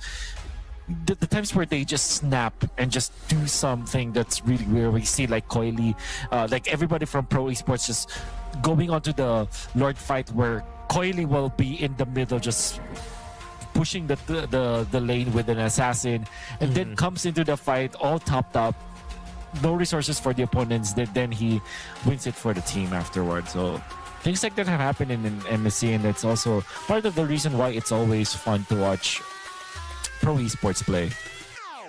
What I hope that Pro Esports has got to work on and improve, although it might be difficult, is that from what I've heard, their comms can actually be very quite messy. They do speak to one another, and there is a little bit, of course, of that barrier, but ultimately they are able to communicate with one another as a team. But there are moments where it's like they all kind of want to do a lot of different things, where Coily and Kozen just default to speaking in Filipino to one another. Then Soriam, Felix, Sa, and PP are all speaking to each other in Cambodia. And they're all saying a bunch of things, not realizing that you have a duo speaking in Filipino and a trio speaking in Cambodian and Kamaya, excuse me. And now they're all just wondering, like, wait, what'd you say? Huh? How did that happen? I said this. You said that? I didn't understand it. So hopefully they got that sorted out. But no, they were able to win MPL Cambodia even with that. So you could definitely tell that there's talent, raw talent in the squad of Pro. Yeah. I guess, they were able to end the dynasty in there, in Cambodia, against the competition, and with this kind of gameplay where you saw, even with a lot of problems when it comes to their communication and the fact that everybody's just very young in this squad, they don't have a legitimate veteran in there, so there's a lot of things that they have to really control, and the fact that they're still winning and showing us how it's done in the international stage kind of tells us that there is definitely a lot of talent in this group of people. Makes me wonder, how can they match up against Alpha 7? Because I think Alpha 7 themselves, they're like they are veterans there. Some of them are old by esports standards. I'm not saying that they're old, they're just kids actually, but in MLBB esports standards, they might be considered old. Yeah.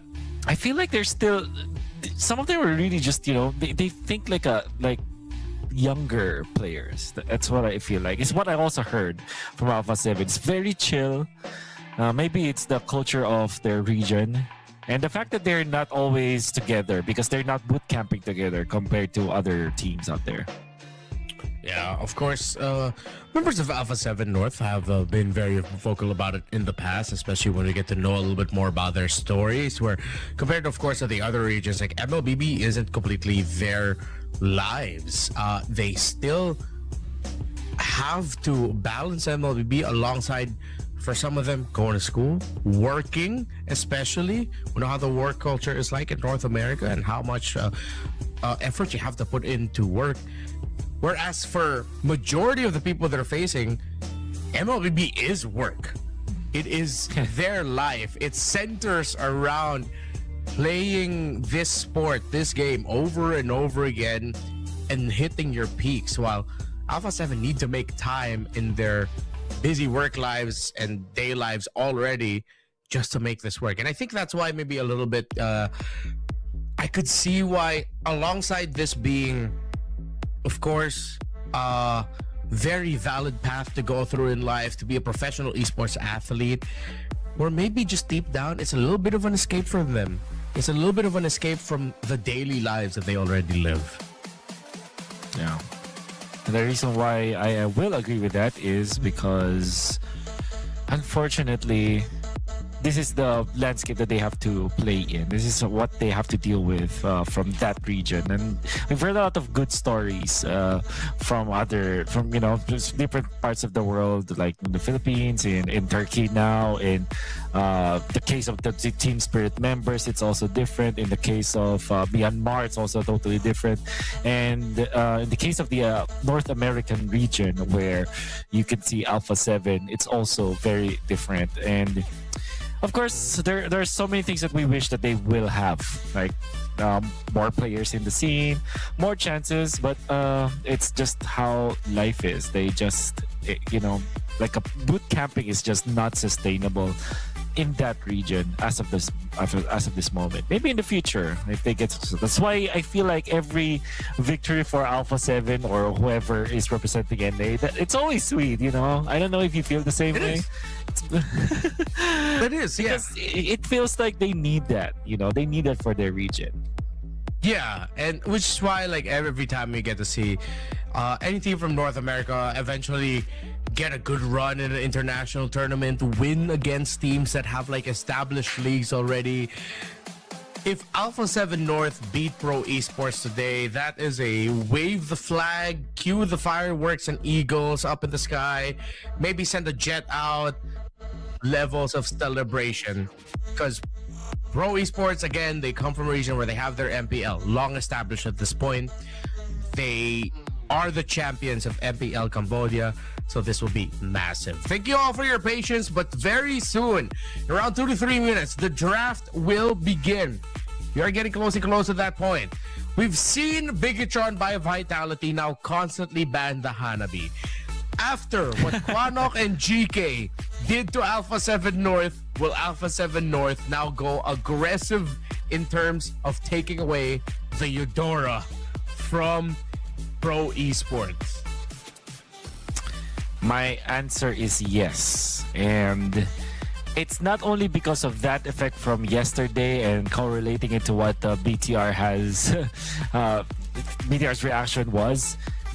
I believe that Eudora is always going to be relevant when there is an assassin that's available. So if you will see the draft pattern, and if let's just say that they see Fanny as well as Hirara being banned by their opponents and they couldn't get their hands on it, they're better off banning the Eudora because they will not have a good assassin to kind of force that Eudora out. Or maybe take it away, maybe use it, maybe Cold World can use it, and Alpha 7 can just focus on that one. I feel like Eudora is so relevant in this meta game because of the nature of the jungle heroes. And if you think about it, Koi Lee as well as Best Player 1, both of them will not appreciate facing against a Eudora.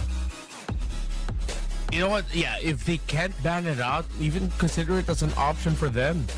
Although they did play really well around it, they got to utilize, hell, at the second game against GK, when they even picked up a Rafaela in the mid lane, paired it up with a Harith in the gold, YSS jungle, EXP Esmeralda, which was up against a Uranus. They were doing really well. It just took one team fight where they dipped in the comms, dipped in the execution, that it just didn't work out. It makes a lot of sense for them to want to take the Eudora, considering, of course, the type of players that you mentioned, the two junglers are. Yeah. Besides that, what should be the other priorities we should see? Because Alpha 7 was trading Uranus and Esmeralda. Would you want to see Nafs on something a little bit more active and high damage, considering he's up against Sorry I'm Felix in the EXP lane? My answer to that is always a yes. Esmeralda might be the only hero that I want to see him that is sustained in nature. I don't know if the Barretts is a good hero for both of the XP laners in the two teams that we have. There is one hero though that I want to bring up, which is in a different lane. In this, it is the Ruby. Technically, can be played in the EXP, but I feel like both of our gold laners actually like to play the Ruby. Oh, that's a good point. Zia as well as Kozen, they play it, and I feel like that will be part of the second drafting phase considerations for both teams. I feel like that is a good hero. It also fits the assassin meta well. It works with the assassins and it works against assassins. I think it's a good hero to consider. Yeah, and knowing that you're up against someone, you can imagine of these two teams as maybe somewhat of a mirror in the sense that you have players who have great individual skills that at some points they really just want to able to show up and show off like what they can do. Pro Esports, Alpha 7 North, they're both like that. Ruby is a great stopper to that. And maybe heroes such as the Ruby that you mentioned, Badang might come into the equation. But in terms of the bans that, as we already are pretty neck deep into the draft, pretty similar bans that we've seen in priority. Barrett's, Paquito, Atlas, Freya, Fanny, Hirara. The Valentina is up as an option for Pro. However, they don't need to take it up for themselves as the Vexana's already been taken. They need some poke damage to reach that Melissa. Maybe the Gord or the Farsa even is in consideration. Yeah. And then when it comes to their jungle option, like again, Hirara Fanny ban here for Alpha 7. I guess you can pick up the Nolan now. Oh, they went for the Harley.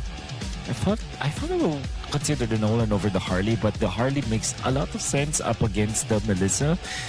The Nolan, it has no synergy with the Marcel, actually, think about it. So now it makes total sense. Now, best player special, it's going to be the Guinevere for Alpha 7. They're going to be focusing heavily on this Melissa. So, yep, unfortunately, the Ruby pick will not be the option now for Pro Esports. I think they're going to be thinking about the hero that Kozen can play that will be able to win against the Melissa. So I'm thinking Clint or Brody. Fortunately for Pro Esports, it's the Claw that was banned out. So they will have either Brody or Clint as their options for their last pick.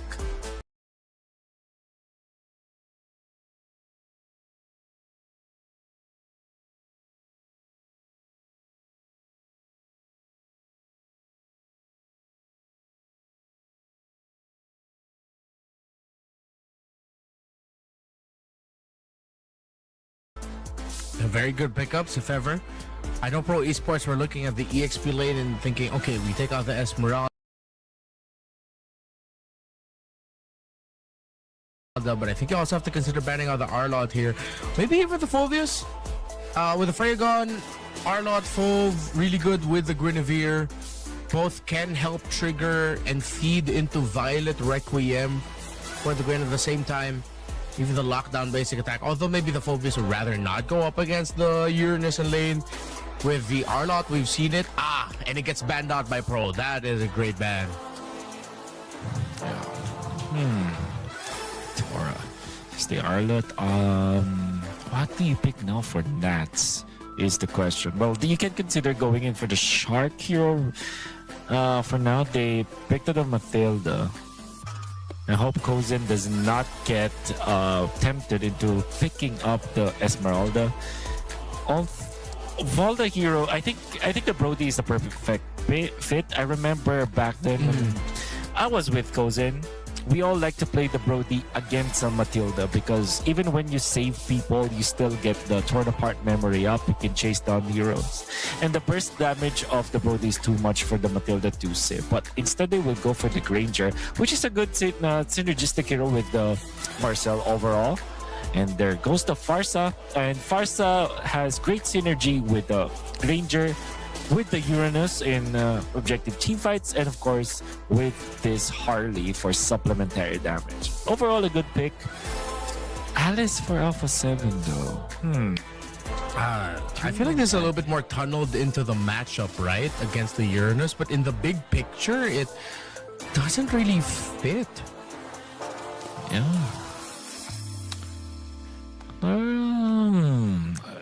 That's a weird decision, I would say, for Alpha 7. I'm not sure if this is the right decision to go for. But then again, they're stuck with this. It has okay synergy with the Matilda, I would say.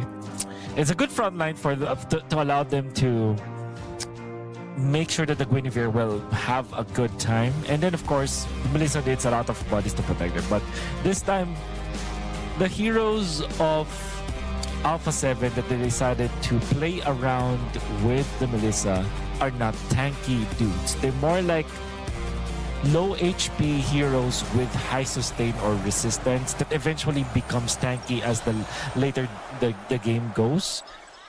So this might be a problem because now they're going to be faced up against a Farsa Harley with the Granger. So let's see how Alpha 7 will survive the onslaught of Pro Esports. There really is a good chance that they'll be the ones setting the tempo, and Alpha 7 will just be forced to react. But look at the XP lane and how this Alice here in this matchup will handle, of course. But in the mid, this is not the start that Alpha 7 wants. Good thing they don't lose anyone. Best player, Cold and Shark are going to be playing for stability for one another. Just control the river, make sure it's all good so that Zia can get the farm.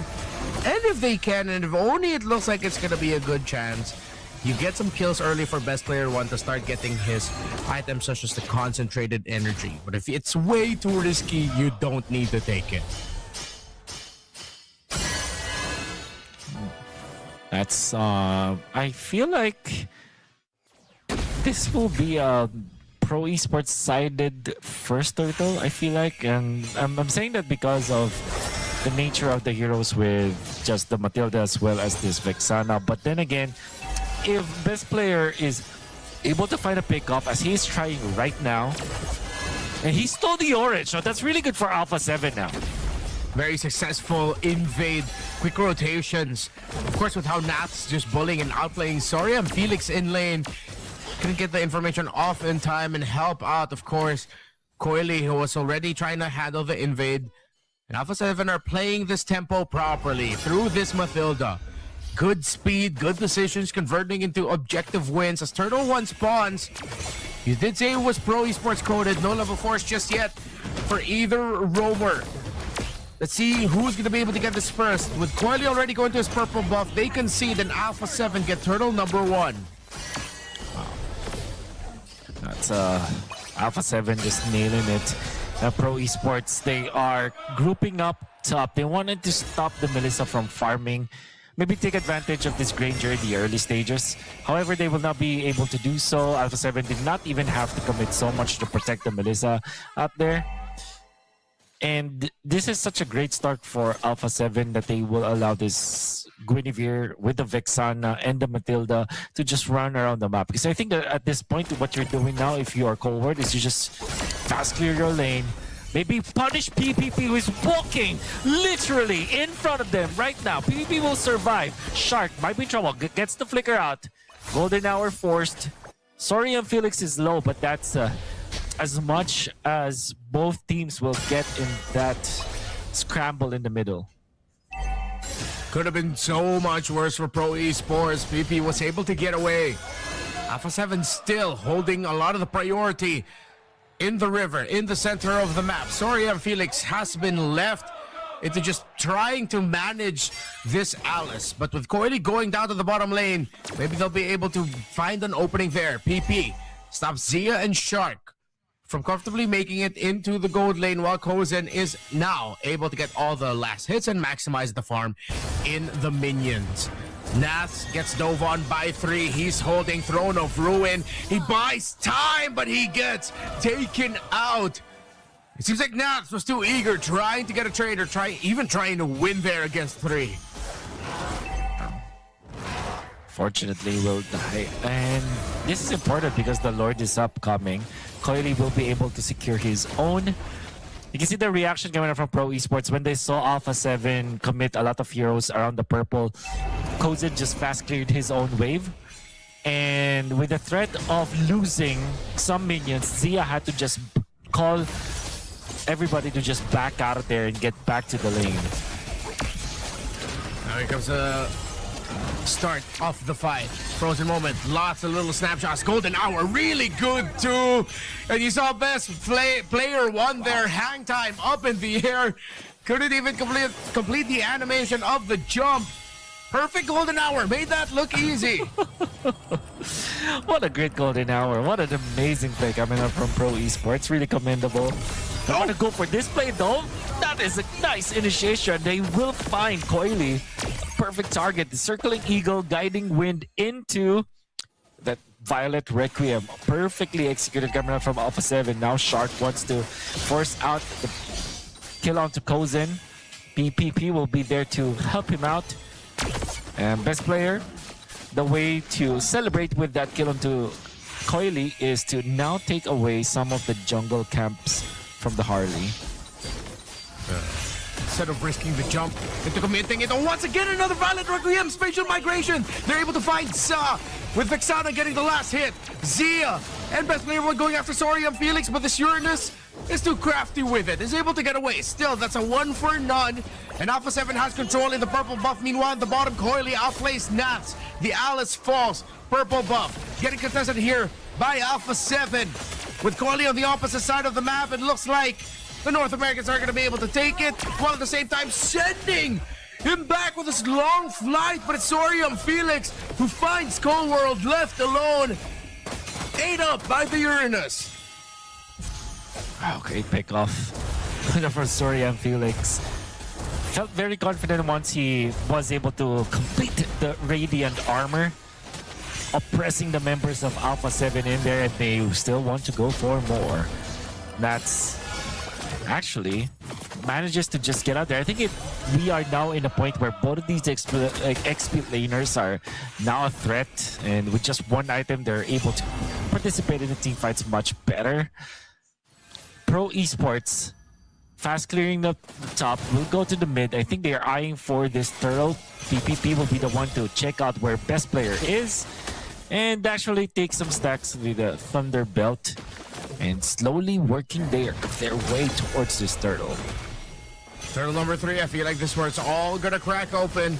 There's gonna be at least 4 deaths onto one side. You have to be careful with it. Circling Eagle lost in already. Coily wins this retribution battle for the turtle. Another golden hour! And Alpha 7 now have to scramble to get away from this. Is Pro Esports want to commit the chase. Sa no longer has the ultimate. They fly in, but Alpha 7 minimize their losses. Great call. Just back off, playing it safe, as Pro Esports has already won the sequence. It's starting to be a close match between Pro Esports as well as Alpha 7 right now. But the objective, the neutral objectives, being in favor of Pro Esports because of how they were able to utilize this golden hour. I think it's masterful the way that they played it.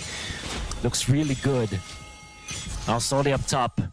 Movements coming up from Pro Esports. The bottom lane being pushed by the Harley, and then up top with 2 siege minions. Alpha 7 have decided to commit a lot of resources to defend as well. It seems like there will be a little bit of a skirmish. No one dying. Another attempt at a push for Pro Esports. How hardly is Alpha 7 going to be able to defend this? Nope. That's 3 of the Squishies members of the lineup just solo zoned out by the Uranus.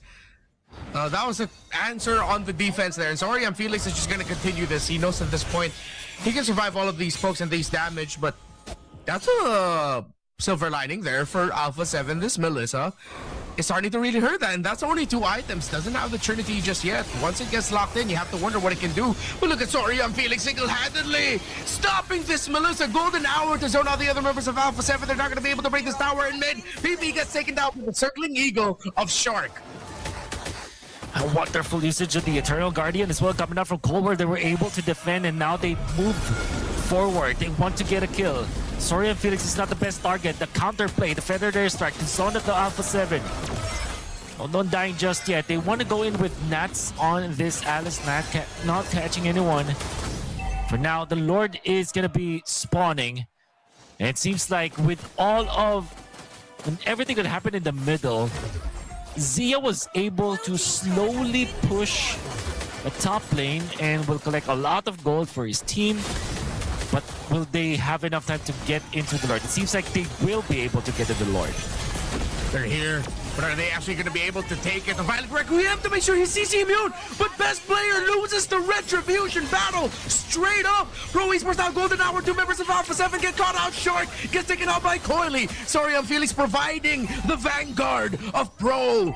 The front line too strong. 2 members of Alpha 7 fall. I like what Coily did. After taking that Lord, he just went out and went back when Shark was overly aggressive, and Shark forgot that Hardy can actually burst him down. Because of that big -1, they will be able to push in the middle. Feathered Airstrike to put best player 1 low. They fended off the attack for now. And they are pushing Pro Esports. And best player 1 getting eliminated there. And now they want to go for another. Sorry, and Felix is gonna be zoning out the members of Alpha 7. In comes the Circling Eagle. Will they go for, oh no, Zia, he's positioning. Yes, be careful. Deadly Magic will not be enough. That's gonna be the... Oh, okay. How did they get there? Cardi had to go back. He space escaped through that. His hat was there. He was already running away, but he just decided to go back because there was another member of Alpha 7 blocking his escape.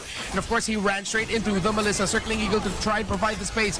But a Feathered Airstrike from Sa far away means that Alpha 7 will only lose the Holy Shield, but at this point, all shields are about to go down anyway.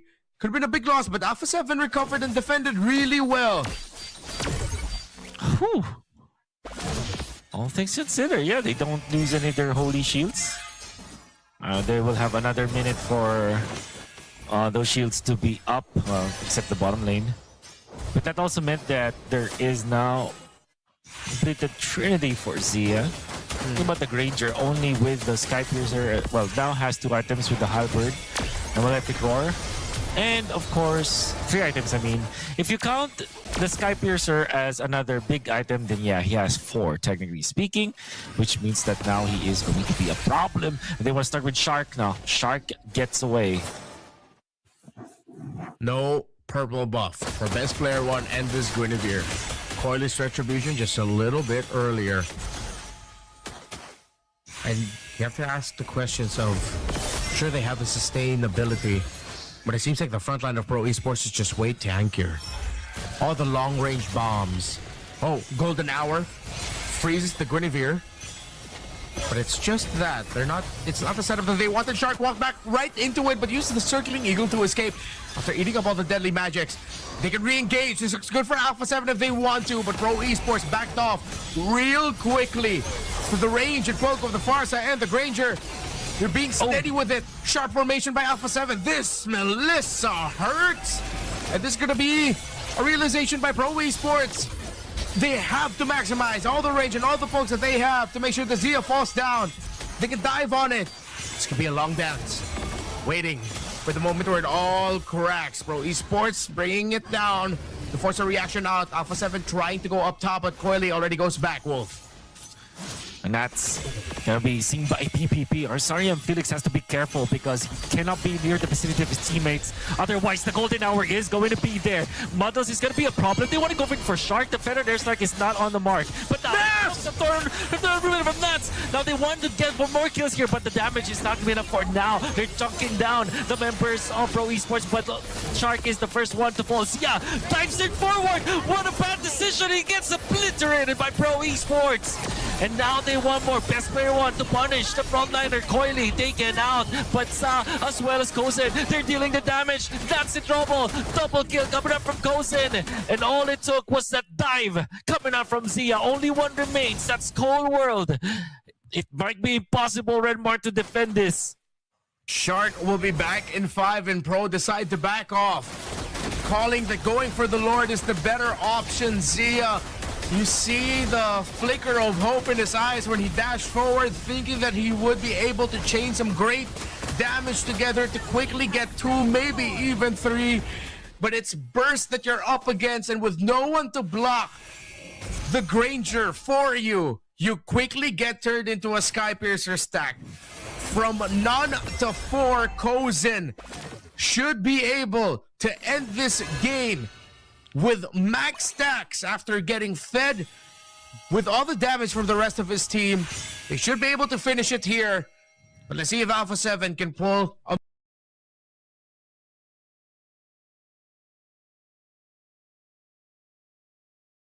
miracle in the defense.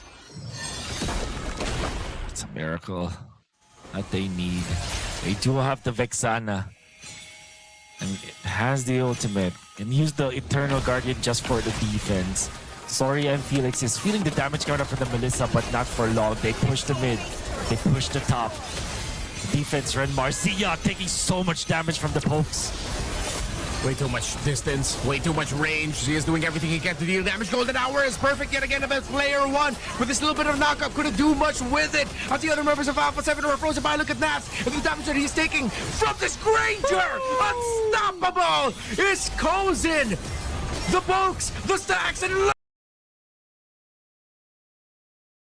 at that damage from Sa! Feathered airstrike with a flicker to boot to close the distance. It's only Shark and Cold World as Pro Esports still have another round of minion waves to come through. It's gonna be a long time until Shark and Cold World get back. We're just gonna see how Pro Esports closes this out, Wolf. Goes in the front line, Saswell force air Shark. Shark takes so much damage, but we'll try to evade. We'll try to delay this, but it is inevitable. The minions are pushing in. Sa will be taken out, but the base still falls. Alpha 7 will fall to Pro Esports. This, again, another tug of war between two good teams. But the one that lets go of the rope with the bad timing, Zia just jumping forward to the entirety of Pro Esports meant that Alpha 7 will lose the tug of war. And you saw with the positioning too, the other members of Alpha 7 were not ready for that call from Zia. Everyone else was stayed back, Cold World and the gang. And you can see the frustration, of course, over there in the far end, best player one. We're really gonna have to talk about how they're gonna force a game number 3 because Alpha 7 would not want to complete their tournament run here winless at the brink of elimination when there were moments where it looked so good for the squad. They just couldn't get those strings of events to work out for them. It was very close. At to a certain point, they could have taken it. Oh man, I can't. I feel bad for Alpha 7 because I think that there was just some miscommunication that happened in between. We can see that they're really team fighting hard. You can already feel the damage output coming out from Zia. Even Soria and Felix is feeling it. Lord Tans eventually went in favor of Pro Esports. Alpha 7 are able to still equalize, I would say. They still managed to defend after this one. They lost all of their outer turrets, but they can still team fight. We are feeling it already. This was the fight. Shark, first one to fall. They will want to go on to Coily, but Zia was just too far forward, too far away from his teammates. There is some damage from the other members of Alpha 7, but not having the Melissa in the team fights meant that they just couldn't recover afterwards. You could see why he tried. He did chunk down Kozin a considerable amount, almost taking him down. But again, it just wasn't the right time. If the other members of Alpha 7 were much closer to respond to it, then we would be celebrating the 100% because they would have been able to trade it out. He still would have ended up falling down, but at least they get Kozin on the Granger, stopping it. But it ended up just becoming the catalyst to those long-range pokes, the bombs from this Granger, the bullets, the long-range feathered airstrike as well by Sa. They closed out the draft really well. They know that they're playing with a Marcel, despite Soria and Felix struggling in lane in terms of getting his presence felt, because Nath was always just so, forward with it, trying to delay Soria and Felix. Really just, in our terms in the Philippines, we brusco him, not the player, but in terms of just like, he's bodying him in lane just to show him who's stronger. He would overstep, and other members of Pro Esports would come in at the right time to punish the Alice for being so aggressive. Tough break for Alpha 7, but it was close. All they have to do now is to just make sure that they get their agency back into the game when it comes to their shot calling, when it comes to their decision making as a team, because it feels like they are not as coordinated as one would want in this specific scenario. Then again, that's game number 1. In game number 2, we also have to start with the draft. I feel like for Pro Esports, they got everything that they wanted to have. They have this Marcel with the Granger, so that there will always be that golden hour into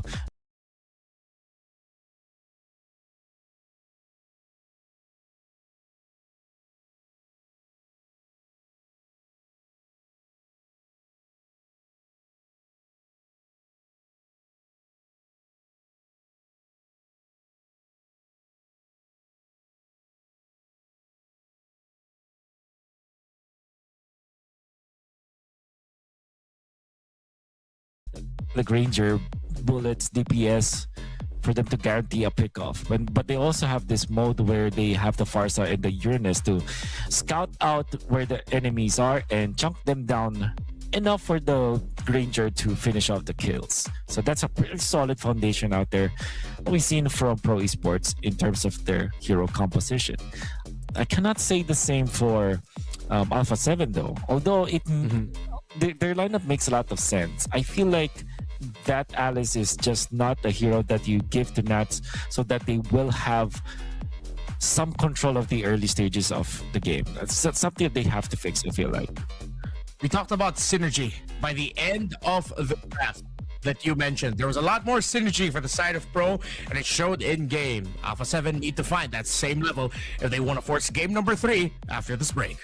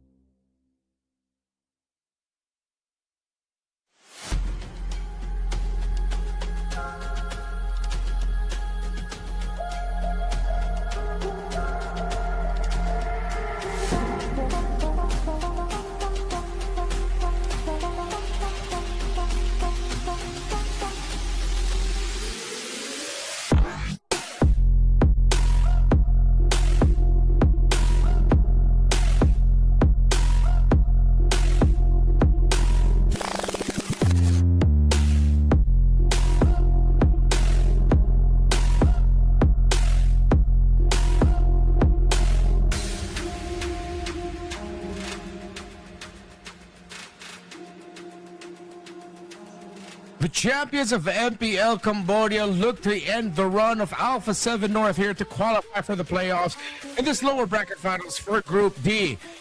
But it is a best of 3 and there is still that chance that Alpha 7 will bounce back and force a game number 3 and take us all to the edge of our seats. Welcome back to this series, our third one for the day. Again, it's the final qualification through the lower bracket for Group D. Renmar and Wolf still your casters here. But if we could sum up real quick what happened in the previous one, starting first with Alpha 7, without saying Zia dashed into 3, how would you summarize it, Wolf?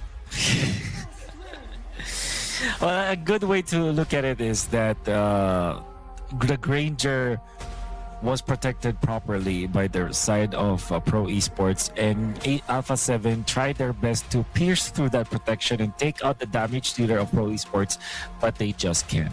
And there were 2 important damage dealers out there for Pro Esports. I'm going to be including the Farsa as well.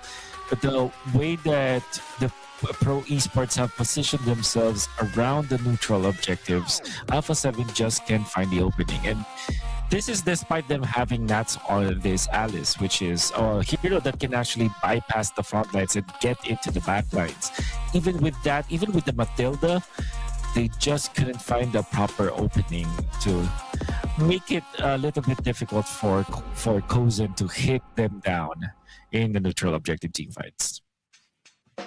I guess we also have to look at it through the lens of Pro Esports that look at how Alpha 7 play all you want. Sometimes you look worse when you're playing up against a team that's just really good and that's just doing everything possible. Sometimes when we want to look at what needs to be improved, we tend to overlook the other team. But I don't think we overlook the other team, honestly. We've been doing really great so far today. We've been tremendous with our jobs.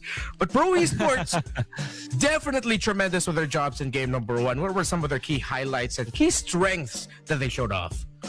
Well, I guess the fact that they're not too stingy with the feathered airstrike is what I feel like is good, because the idea that I saw how they play the Farsa is to really just for poke.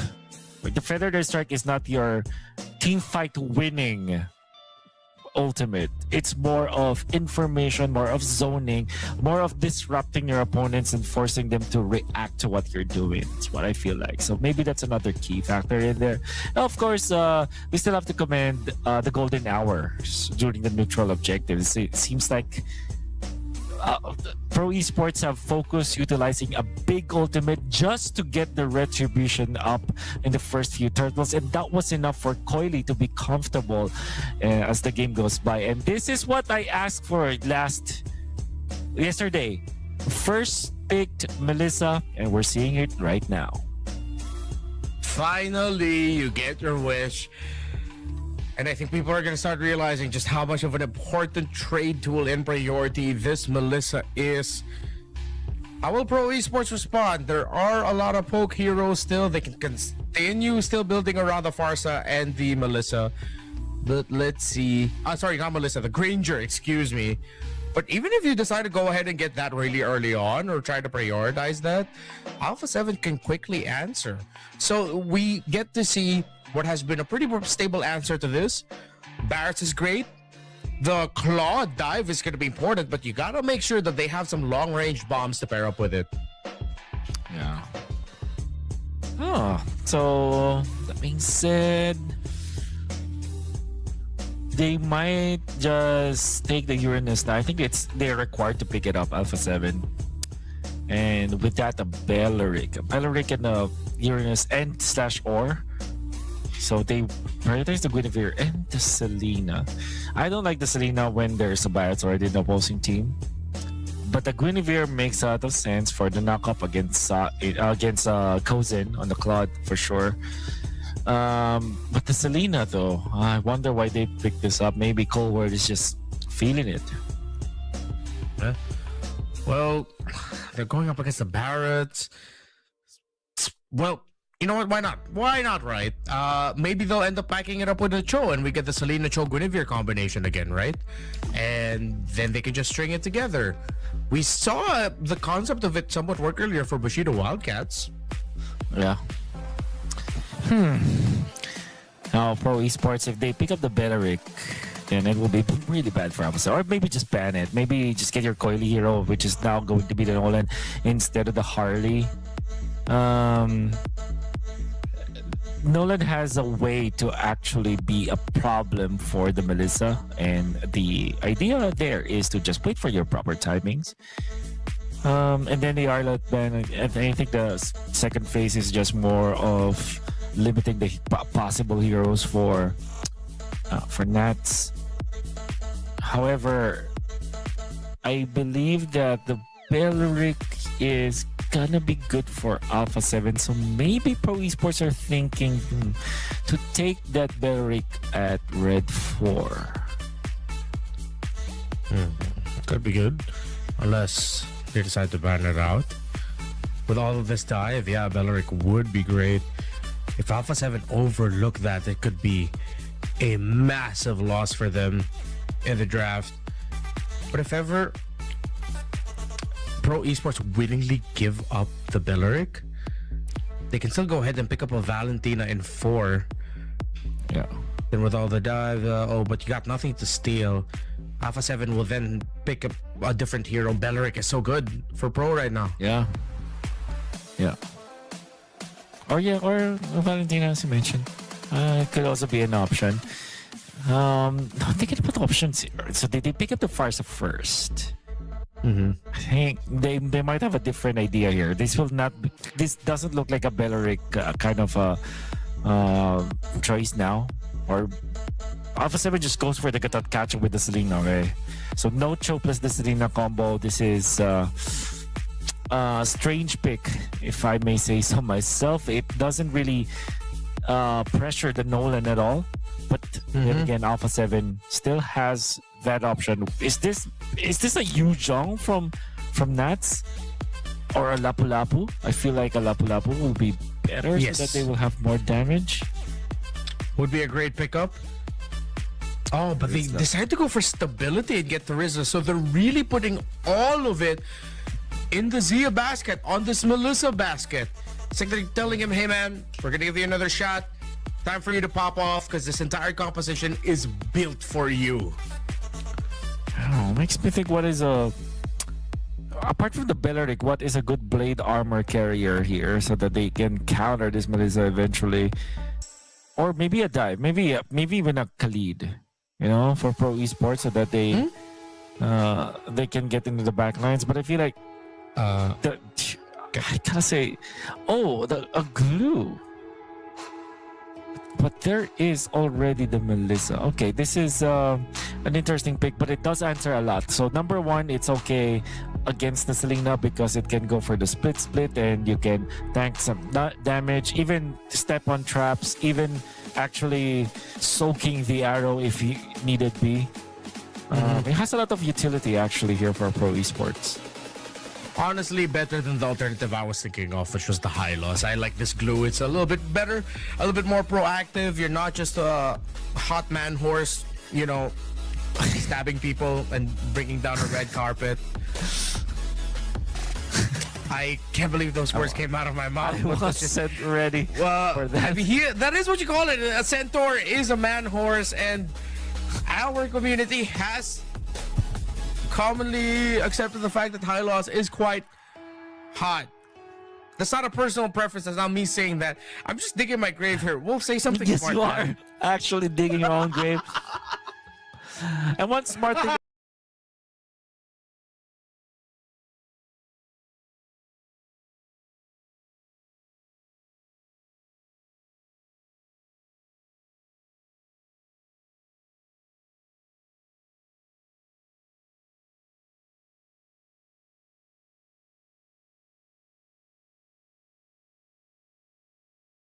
I want to say about this is the fact that there is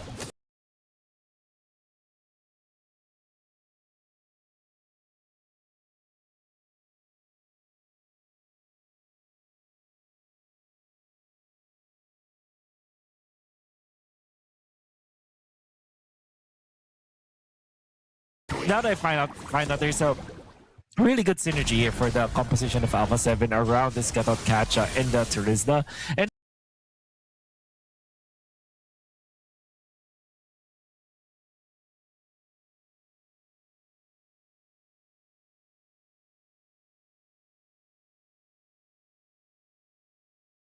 Also, the Charizard can be utilized to kind of soak some damage from the Claw. There's also the additional knock up, so you can combo it with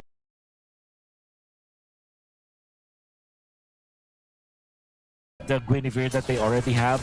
Do not be confused about the icons that you're seeing from the left and the right side of your screen. They're flipped, all right? So it's Alpha 7 on the blue side with the Guinevere, with the Charizard, and on the other side, that's Nolan being piloted by Coily. Pro being steady with it, but they're upping up the tempo in this EXP lane, trying to increase the chances that Naths won't be active for turtle number 1. But a lot of bodies as well for Alpha 7 here. They decide to go in. They are really greedy trying to go after this Barris, but at least they forced out the flicker from both the Barris, but Cold had to use the flicker just to get close. Revenge strike by this Thursday is not going to be able to take the Barrets down. He'll be able to get back in time for Turtle 1, but let's see if he'll be able to hit level 4 in time for it.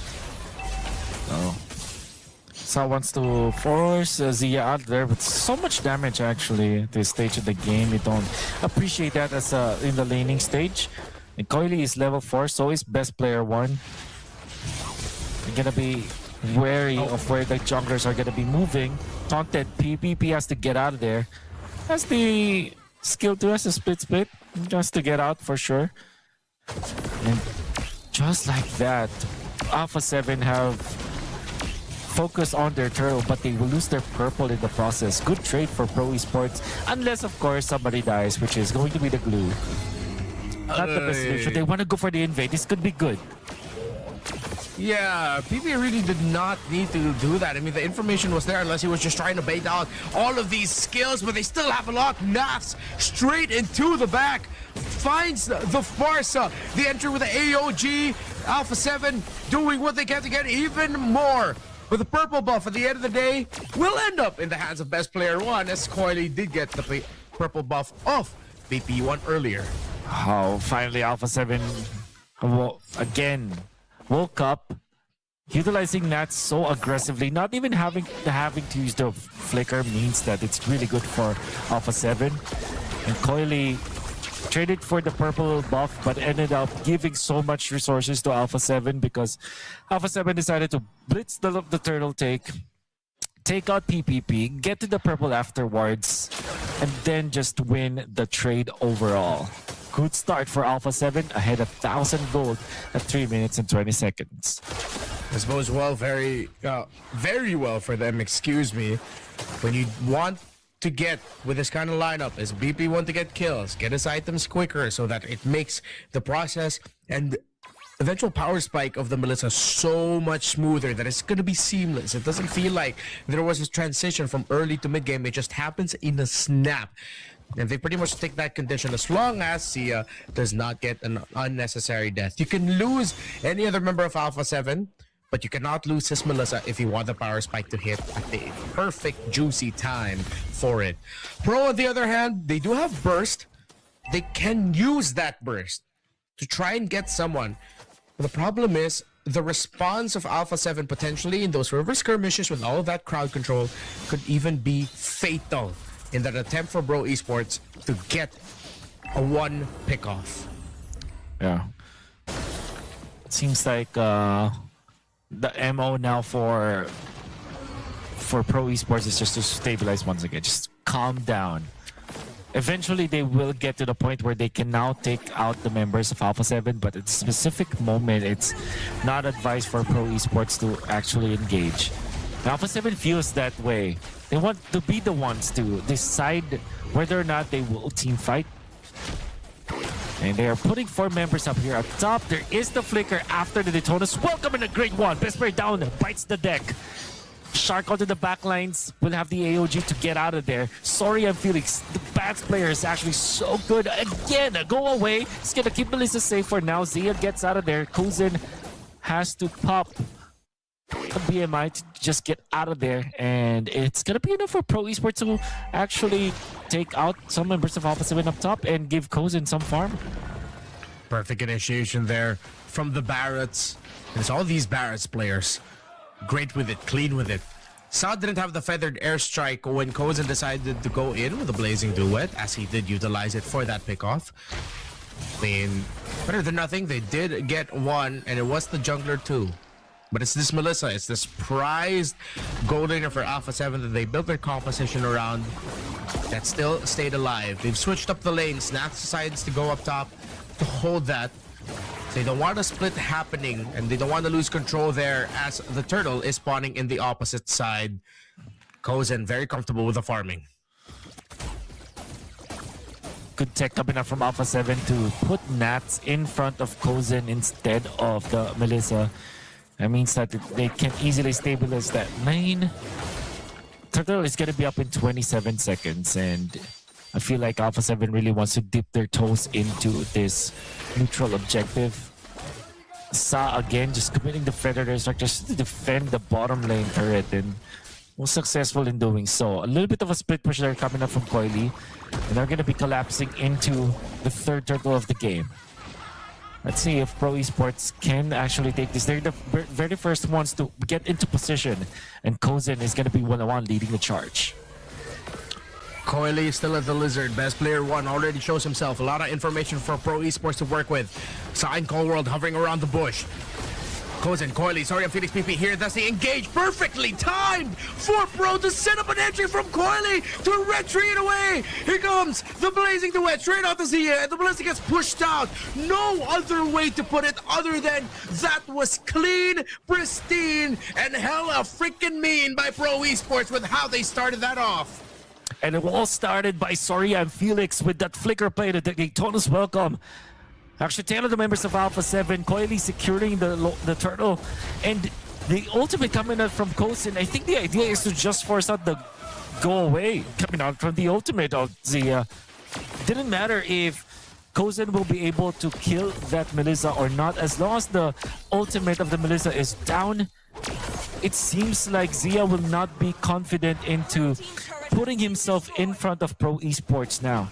So it's like not having the ultimate is almost guaranteed that Zia will fall and will die. Yeah. And that's already a -1 in favor of Pro Esports. By the way, I think this is accurate. This is a Skypiercer Claude. By Kozen. Skypiercer Claude.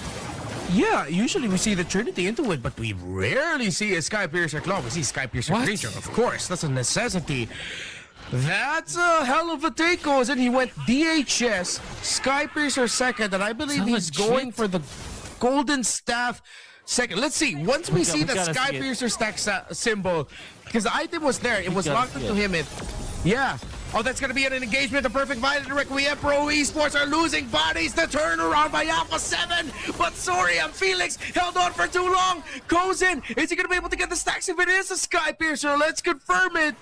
No member of Pro other than Felix goes down. Shark is the trade. It's Rome for EXP.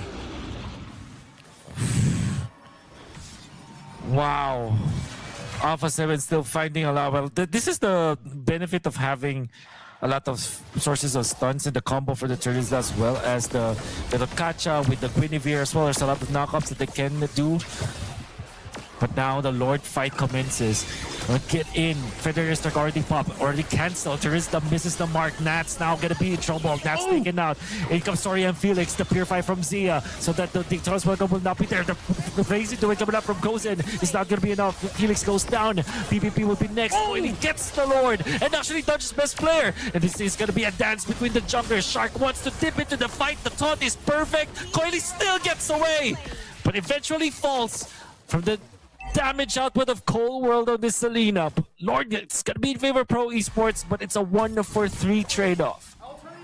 Coily still winning the retribution battles, and based on the indicators, it actually is a Skypiercer Claude for Kozen. He only got one stack out of there, but let's see if it will get to that point, because now actually it makes sense in a way where, because of the lineup of Alpha 7 is very tanky, they might have that constant feeling of, oh, we just need a little bit more. This is a huge risk. We're getting pulled out by Kozen, but it might just be crazy enough to work. They march in with the Lord up top. Alpha 7 has so much tankiness and sustainability. The Zia has all the room in the world. He's 2-0-2 right now. You're not gonna like this if you are pro esports. If you're Alpha 7, I mean. But then again, I still don't like it. I still don't like the Skype. It's greedy. Sir. It's greedy. Goes in. Yeah, the golden staff. Is he still gonna go Trinity with that? Is that a different approach? I think he went Trinity already. Like so he it's- went two components of the Trinity, then Skypiercer, then went back to complete the Trinity. With the corrosion scythe as the last Oh one. my goodness. What a take. I mean, he is going back. He has not completed it yet, though. So not that's yet. like the attack speed, the bow. I don't like. All right, so he completes it. That's the Trinity with the Skypiercer. Goes in the front lines. Gets out of there. And it worked out. And look, the burn damage. Eventually, it's the passive. The bird went all the way to Cold World. Even though he flickered out, it was already locked in. It was a second activation of it. Here comes the conceal. I'm pretty sure even Cold World and the rest of Alpha 7 were shocked about that. They're charging up the Detonus Welcome, but don't commit it. And I think you're starting to see maybe Alpha 7 realize that there is a Skypiercer on this Claude, that they're taking every engagement with so much care. Oh my goodness, it is Trinity with a Skypiercer. I can't believe it. Oh my god. Kids, don't try this at home. But an important item pick up for Coily.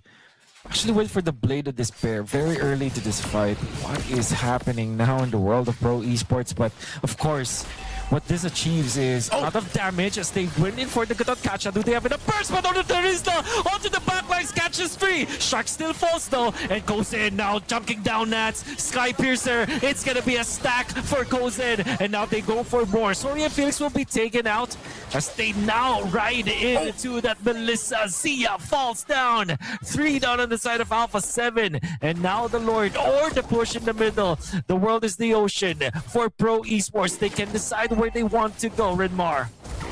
Are they going to go through top? Are they going to go through mid? I'm pretty sure they want this tower here. They've sent the Nolan and the Farsight to go back and handle with the Lord. They're going to call back the Claude and the Glue. They're going to stop the attack. The Pro Esports are going to be looking to end it with this Lord push as they've taken down 2 towers in the base of Alpha 7. That was a good counter set by Alpha. A terrific penalty zone by Nats. But the targeting and the man marking of Pro Esports was just a little bit better. PPP flexing as the Glue. Patrick Starskin, Lord marching in the middle. Coily is gonna come up from top. Going for a pick-off perhaps, or a wraparound, a pincer maneuver. Pro Esports will have all of the lanes pushing together against Alpha 7 in the conceal play. This could be endable for them. A huge counter set from the Turizla yet again would be able to turn things around for Alpha 7. No more base turrets. The massive damage from the feathered airstrike. Too much to handle, but they do have the sustainability, the knockback from the so-called missiles, whatever the hell you want to call it. But then Zio gets taken out and bursted. The taunt from Shark. He's trying to buy time, but he gets turned into a stack play. Zig duet. Double kill for Kozen and Coily.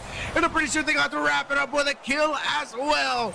Pro Esports sweep Alpha 7 North. And that's the end for Alpha 7 North. It started really well for them once again, but Pro Esports, all they had to do was to group up, wait for the right timing. I think the overall MVP that I would say is Sa. I think the way that he's using the Farsa is so commendable. And in the end, they were able to ride out into the sun because of the DPS that we saw from the Farsa. This team, unfortunately, Alpha 7, it's the end for them. Pro Esports will be moving on to the playoffs as they did in the last tournament that they went to. Of course, eliminating Alpha 7 in the process. Welcome to the playoffs, Pro Esports. Of course, commending side is in the name. Just added an extra A in the end for Farsa, you know? It's there. It's right there. There. And it was a great pickup. It's exactly what they needed. He was there for his team when they needed him. The burst, the timing of the feathered airstrike, honestly on point. That pickoff onto Cold World coming out of nowhere in mid, I feel like was one of the dagger moments where you saw just how shocked Alpha 7 were from that. The passive, that's VERRI, that's the bird Farsa's with. If I remember the lore correctly, that's actually her husband, if I'm not mistaken. I could be wrong. Please don't quote me on that. But yeah. In bird form is what in you're bird saying. form. It's like... Well, that's why Farsa has no eyes. Because she sees through the bird, which is actually the spirit of her husband. Like they were cursed. I see. That is a dark story.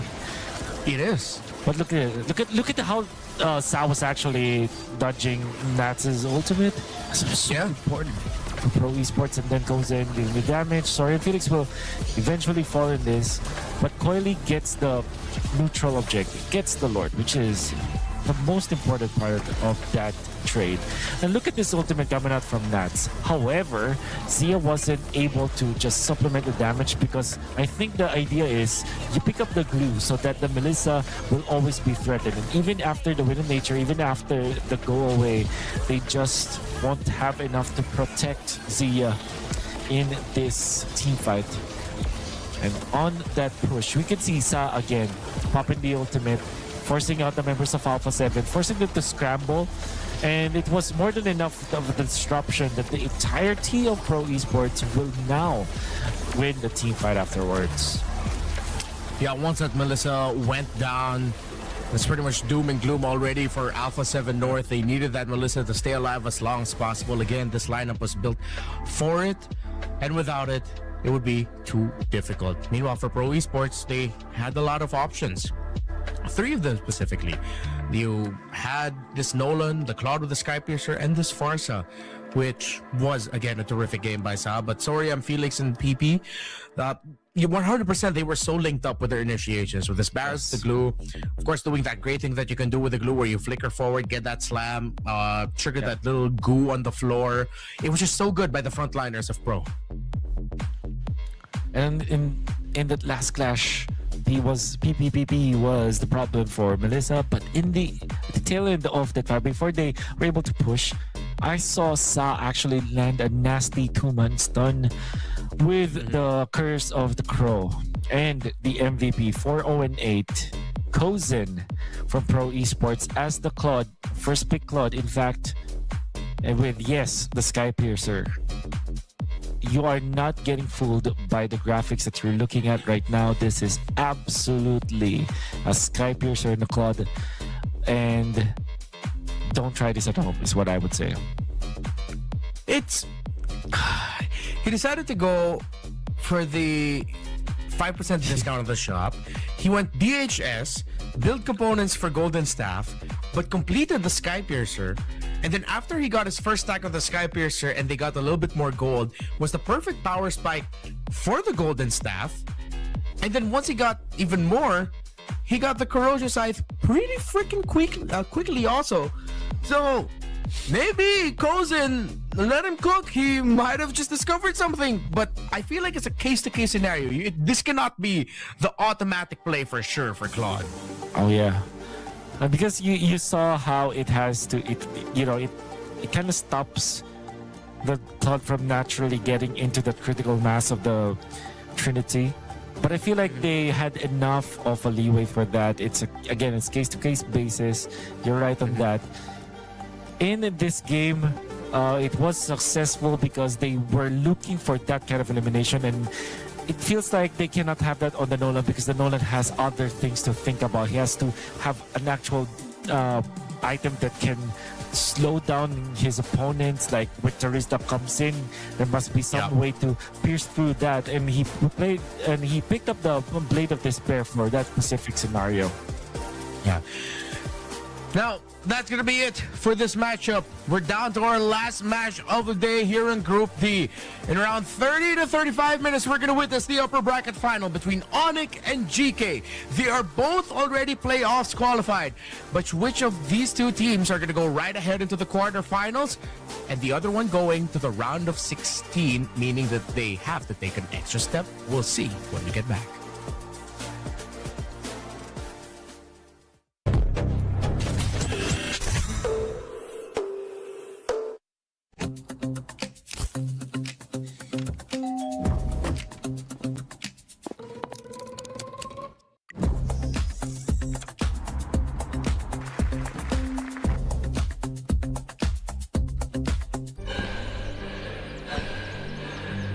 Үлкеніздер әр қадамы жаңа жетістікке жетелейтін марафон.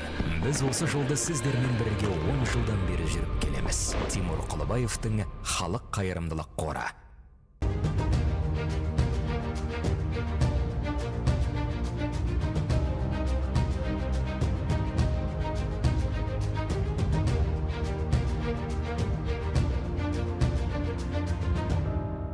Центр кредит банкымен сіз қарапайым және заманауи шешімдердің ортасындасыз.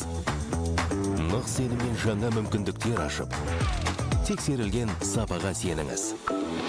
BCC-KZ мүмкіндіктерді кеңейтіңіз.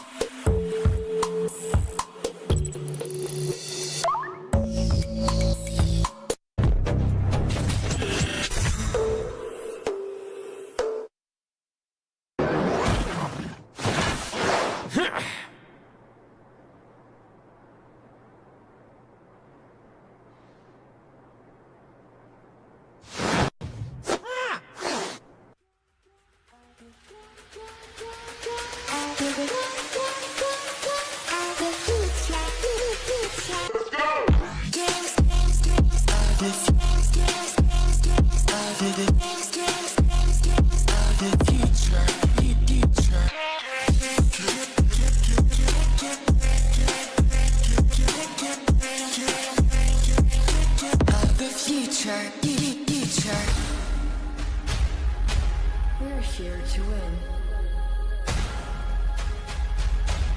Let the best win.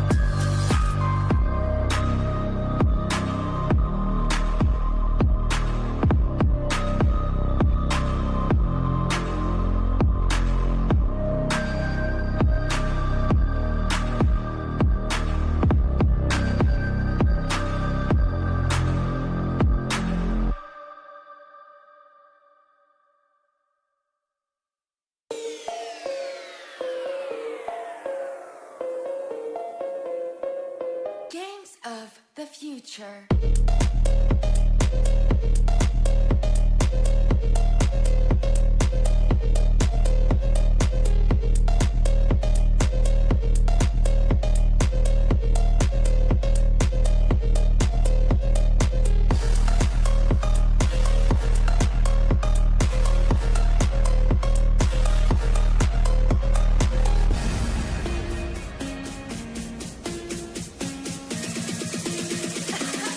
Games of the future. Games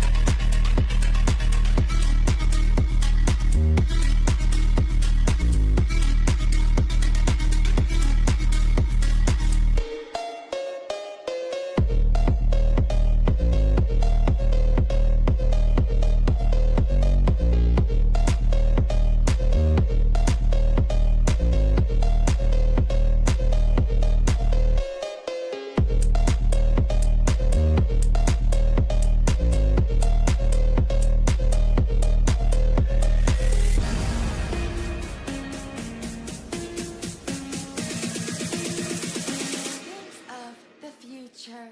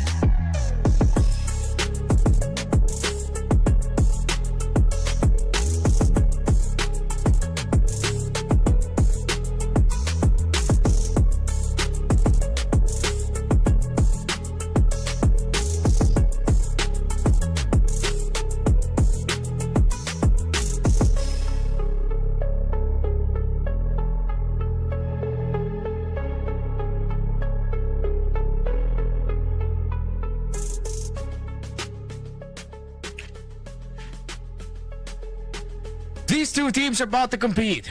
Onyx from Indonesia and of course GK Esports both already have their playoff slots secured for games of the future. But what they're fighting for here today is whether or not they can skip the round of 16 first round and go ahead straight into the second round. Renmar and Wolf, we've been here the whole time and we'll be here to close out this series again between these two who did get sweep wins in their previous matches, but if you ask us which of these two teams looked more dominating and impressive, it was definitely Onyx.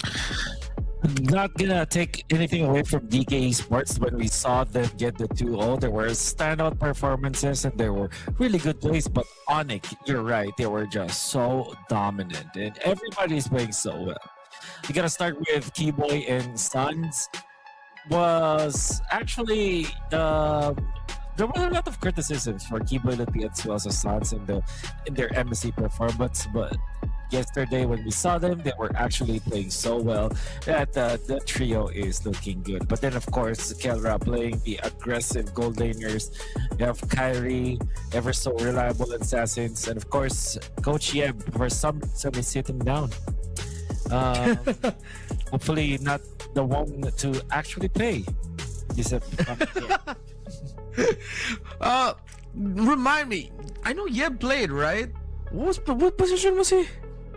So back then, it was mid lane, but you know when during that time the mid laners were the Carries, right? carries.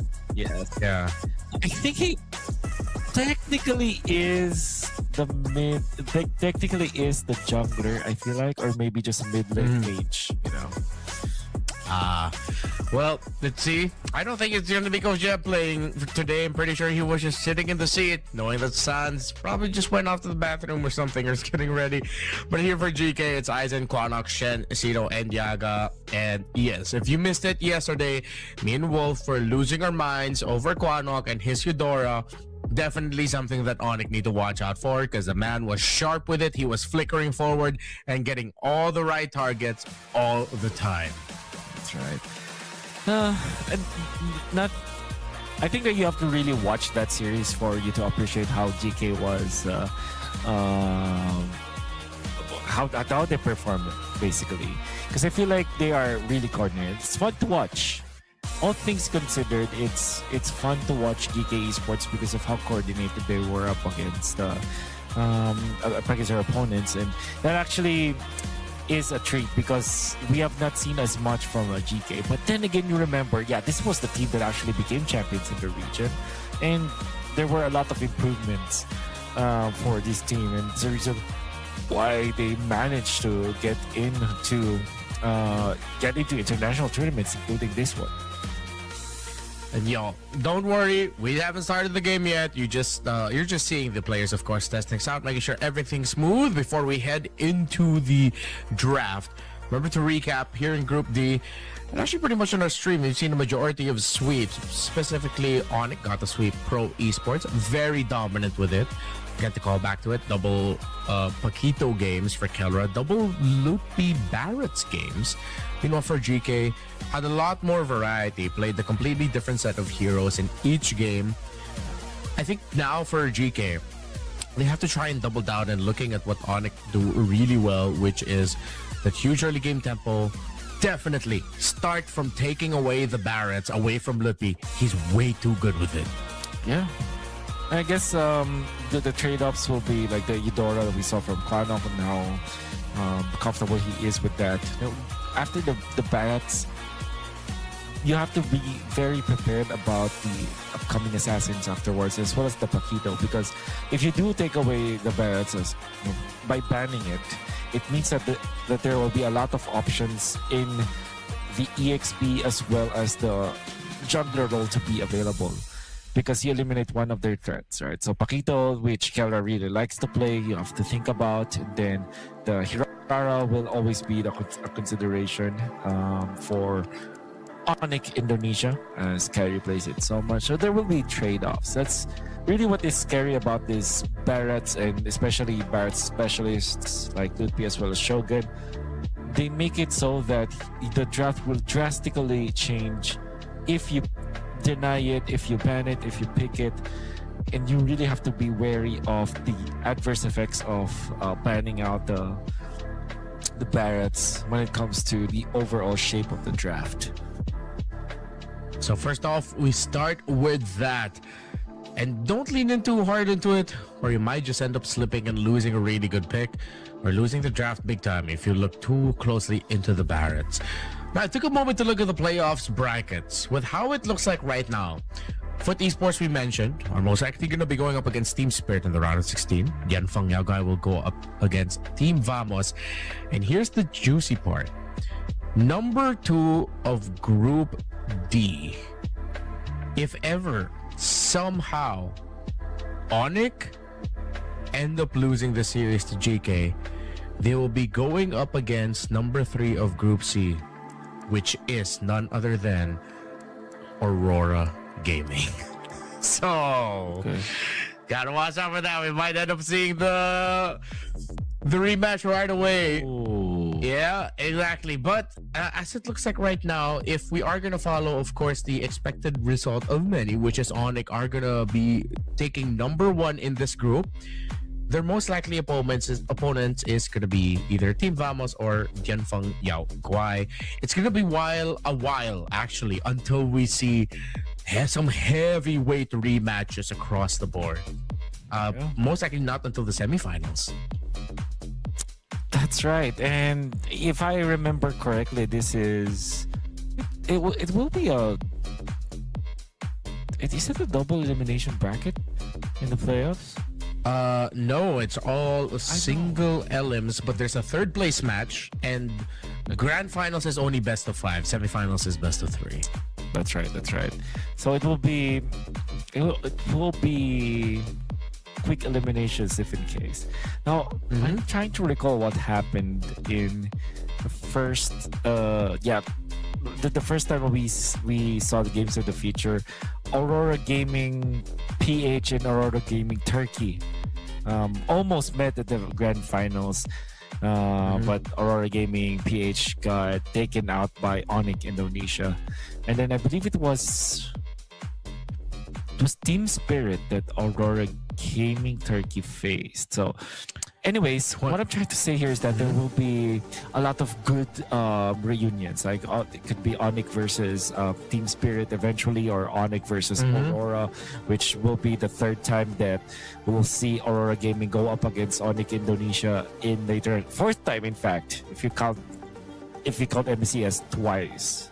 So that will be interesting. And then Team Spirit, the champions, obviously you want to if you're Onyx Indonesia, you want to get back at the eventual champions of the MSC after getting 3-0'd by them just a few days ago. So a lot of good and upcoming fights that we are about to see. So it's going to be really interesting to see the final look at the bracket. On the other stream, we're already waiting for them to start as well for their last series of the day. Selangor Red Giants and Ruin Eaters in Group C is closing out the Group A to C stream, where, of course, our friends Gideon and Lafell are at. If you're just joining us now, as we've been mentioning, Onyx and GK will be closing out the Group B-D stream for today. When we look back at the heroes, we talked about the Barretts, of course, having a huge impact. I feel like GK is in a really tough spot of whether or not, how are they, or let's look at it from one thing first. Are they going to try to force Keller into the fighters, or are they going to try to force them into marksman? Because it seems like wherever route you go, it's going to be really difficult to deal with Keller in the gold lane, whether it's Paquito Freya or any of the other long string of marksman options that he has available for him.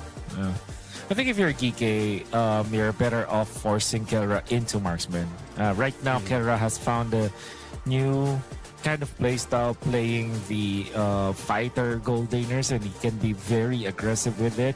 And if they keep on doing that, it will be good for their team. Look at this though, Renmar. Barrett's banned by Onyx themselves. Wow, that's a hell of a signal here for Onyx. I think it's one of the things that teams like to do is like they know that the team is looking at a certain pick, and then they just go, hey, you know what? Let me ban it for you. Because that way you get to force out some things. And most likely GK were already eyeing out picking up the Barrett somehow one way or another. So you just get rid of that threat across the board. Yeah. Okay, so this really opens up so much for the two teams, because we're seeing different banning patterns. The Marcel is open, so is the Hirara. But that also means that the Beleric now increases its priority between the two teams that we have, and also the Valentina. There is a smart play. Okay, so the Beleric being banned out, so you're thinking either Marcel or Hirara, right, for GK Esports. There is an argument that can be made for the Valentina, but instead it's going to be the Marcel. So are you going Valen Hirara if you're Onyx? Well, Arnica has already shown that even up against the Marcel or other teams, you can still willingly play the Vexana. It's still gonna be fine. I mean, there's that funny interaction wherein you see the Eternal Guard come down, but the damage, that whole knockup thing, won't register up until the golden hour goes down. It's just this sudden surprise burst, so they don't even need to rush into it. They pick up the Valentina and the Herrera, that if ever GK want to block this Valentina away from Onyx, it might actually end up hurting them in the long run. For sure. You're not gonna pick that for sure. You're gonna consider either Nolan or Harley or even Guinevere. Yes. Immediate pick up on the Esmeralda. That's the decision now for UK Esports. Let's run it back. Let's play the EXP lane like we used to, like proper Mobile Legends players from before. Esmeralda versus Uranus. Eternal battle. Why not? They will go for the Eudora instead. Of course, that's the Quantum Special. Onyx, how are they going to answer this? They do have an option to pick up the Valentina, but I feel like they will just go for the Marcel. I feel like, apart from that, there is some merit to pick up the Valentina here for Onyx if they wish so. Yeah. We'll see. It works a little bit better with and for their lineup instead of GK picking it up for themselves. So it's good to see that they didn't fall into the trap of picking it up. But remember, the Vexana is still an option. Even if you're not thinking about using it with countering something like glue, you don't have to worry about it popping up. But here it is. Something that we saw with another team prioritizing Eudora and then losing on reach. They go ahead and pick up the Melissa. Have I not seen this before? Of course I did. It will be the Hirara plus the Melissa and then the Uranus in there. Eventually, there will be another tanky hero that Keyboy will pick up without this Belleric. You are incentivized to go for maybe a Minotaur or maybe Glue? A glue? Well, probably. Is it? I think you will want to take away the glue from GK Esports because that could be an option for them, or maybe not anymore because they already have the Esmeralda as well as the Marcel. Yeah. But yeah, you probably won't ban it. You take it for yourself. And call me crazy, but I think Onyx wants to last pick the Rafaela. Ooh. I think. Just do it for the lulz. I mean, might as well give it a try, see how it goes. Melissa, Rafa, Melissa, Yura. And I can't remember. We don't see the map. We don't know actually what it is, whether or not we're going to clouds or whatnot. But good, safe to assume that if ever there is a Rafaela getting picked up for Onyx, then we are in clouds. Yep. Good combination. Rafaela and Fine Clouds. I'm thinking about like what are the options here for Keyboy? Do they even think about they probably want Matilda, right? Okay, so they go for the Jushin. Alright, pretty standard Onyx stuff. And Geekay immediately answers with the Nolan, one of the remaining options. Clint banned out, which means what, you're gonna Brody perhaps or Granger. Yeah. Geekay Esports. I think I prefer the Granger a little bit more, even though you're up against a wall in the Uranus. You could still find a way to weave it through and make it work. Boy, what's it gonna be? We put some possibilities in the Minotaur and what's the other one that we mentioned? The glue. The glue, yeah. So what's it gonna be, Onyx? I mean, your suggestion also is. Oh wait, no, we aren't gonna see the Rafa anymore. No, we can't. What else is a good system? Matilda mayhaps, but actually, the Matilda can work. Despite there being Esmeralda the opposite end, Matilda for Keyboy. Okay. Ooh. Oh. This is up against the Marcel. Yep. Could be a I think the last time we saw this, it didn't work, was it? Like it was still difficult for Tigreal to actually work around with the presence of Marcel? Yeah. Theoretically speaking, it's so difficult, but in practice, maybe the idea will be to wait for the golden hour to pop before you Yeah. pop your ult. So it's going to be like a dance battle between two teams where, okay, they're going to be waiting for whoever pops the ultimate first. And that guy will lose the team fight. Can't say that I am confident with it. However, the first 4 picks that we saw from the side of Onyx Indonesia, it's pretty standard. It's pretty Onyx coded. And it can easily work, I feel like. So we'll see. Both teams having drafted their own. I'm still confident that Aquanok Eudora can bring a lot of mileage for GK Esports.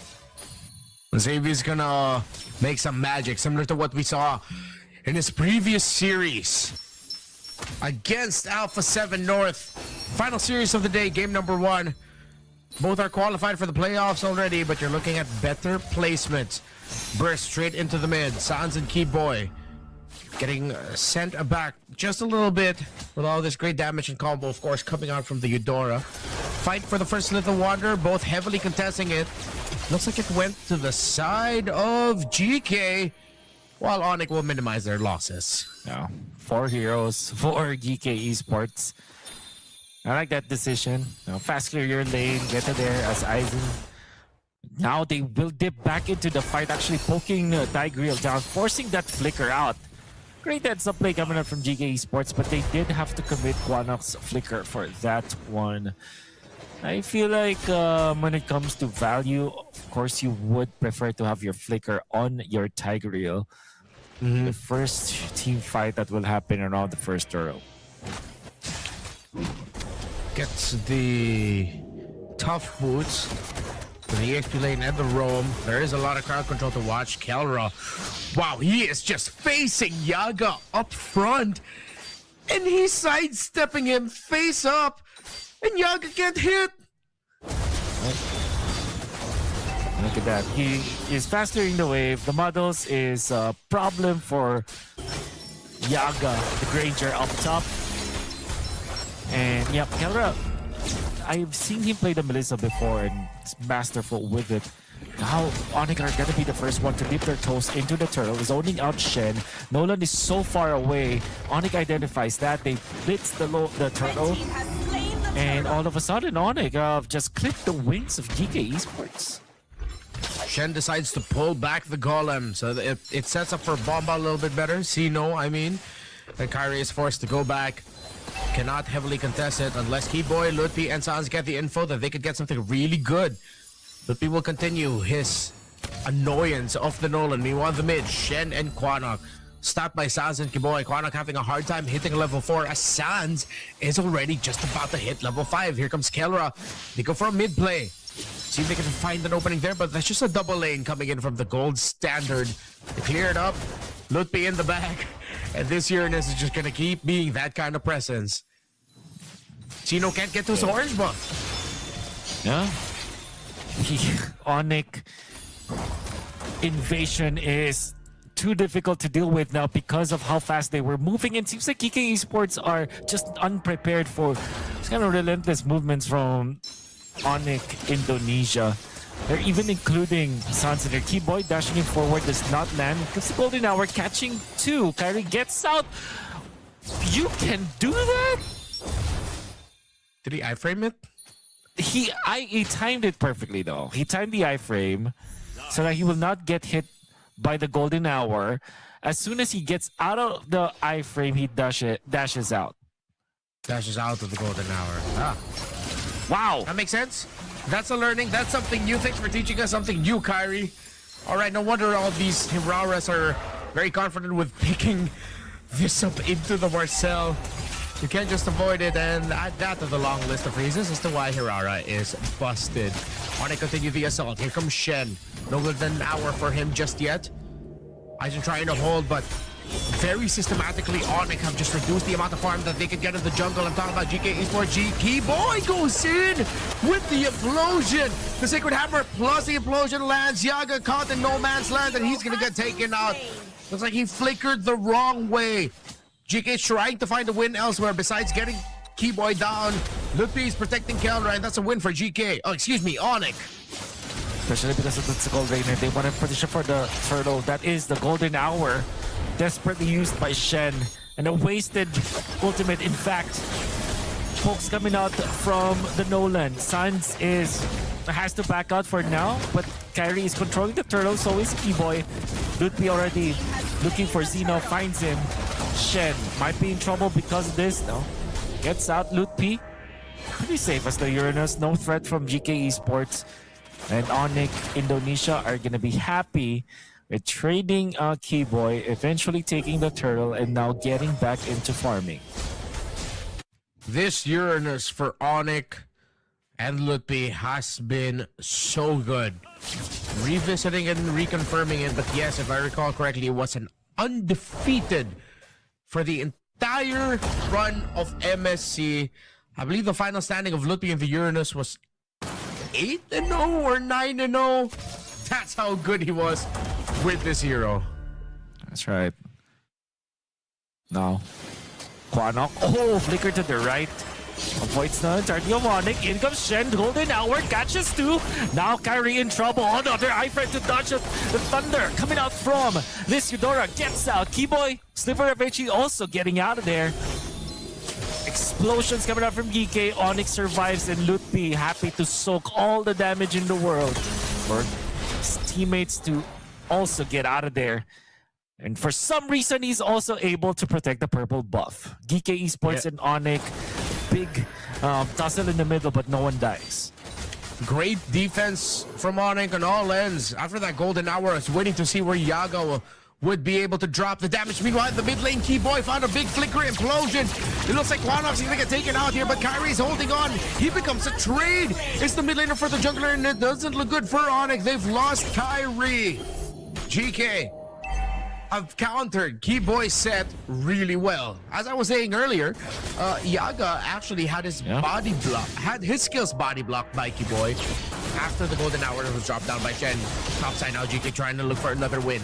Keyboy spots on Yaga and Shen, they back off. A massive win taking out Kyrie. And are they able to push middle? It seems like there will be a defense. Esmeralda wants to go and take that. They will be able to push. Now up top, golden hour. Keyboy is low. But they will also be able to push because of this. GK Esports are playing so well. They even get the turtle on top of it all. 3 massive wins for GK Esports. Objectives that they were able to take. And now they are leading when it comes to the goal. Who would have thunk GK Esports can do this to Onyx, especially with Onyx securing all these heroes that they have. Oh my goodness. All right, GK, we see you. We see you now. Great little movements, great calls. It's still very even, very, very close. But don't be so surprised if by the end of this game, it's GK that we're hyping up. That's going to be a sudden burst yet again. Here comes Quanok with his signature Eudora. Lutpi took a lot of damage. But of course, it is a Uranus. GK are not going to be able to take it down.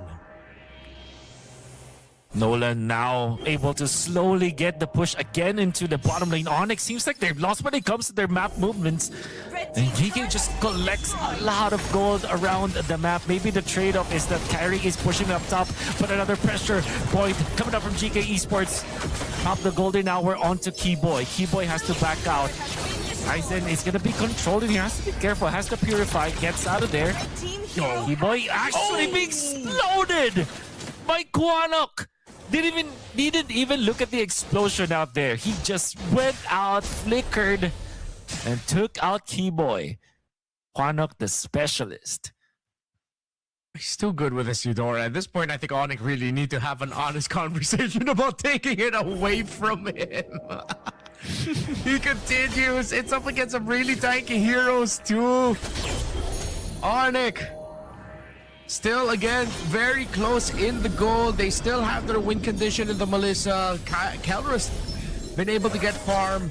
But with all of this region, the surprise burst coming out, we talked about the difficulty of the Tigreal into the Marcel. I think the reason why we're seeing a lot more proactive movements where GK and Onyx look kind of lost is that Tigreal is just definitely slower in the first step compared to the Marcel. Marcel gets around so much quicker, and you have to be very deliberate with it. Speaking about Shen, Golden Hour forces out the Crimson Beacon. They get the burst down Lutfi on this Uranus, but aren't able to take him down.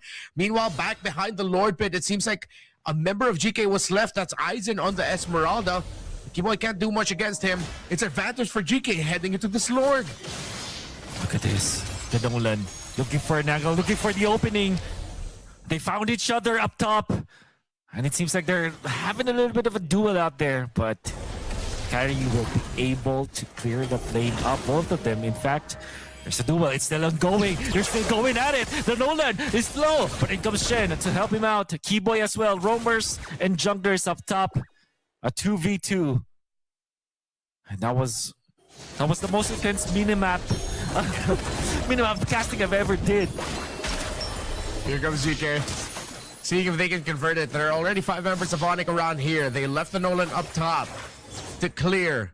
They're trying to force a reaction out. Quanok again in a spot to see if he can get a pick off.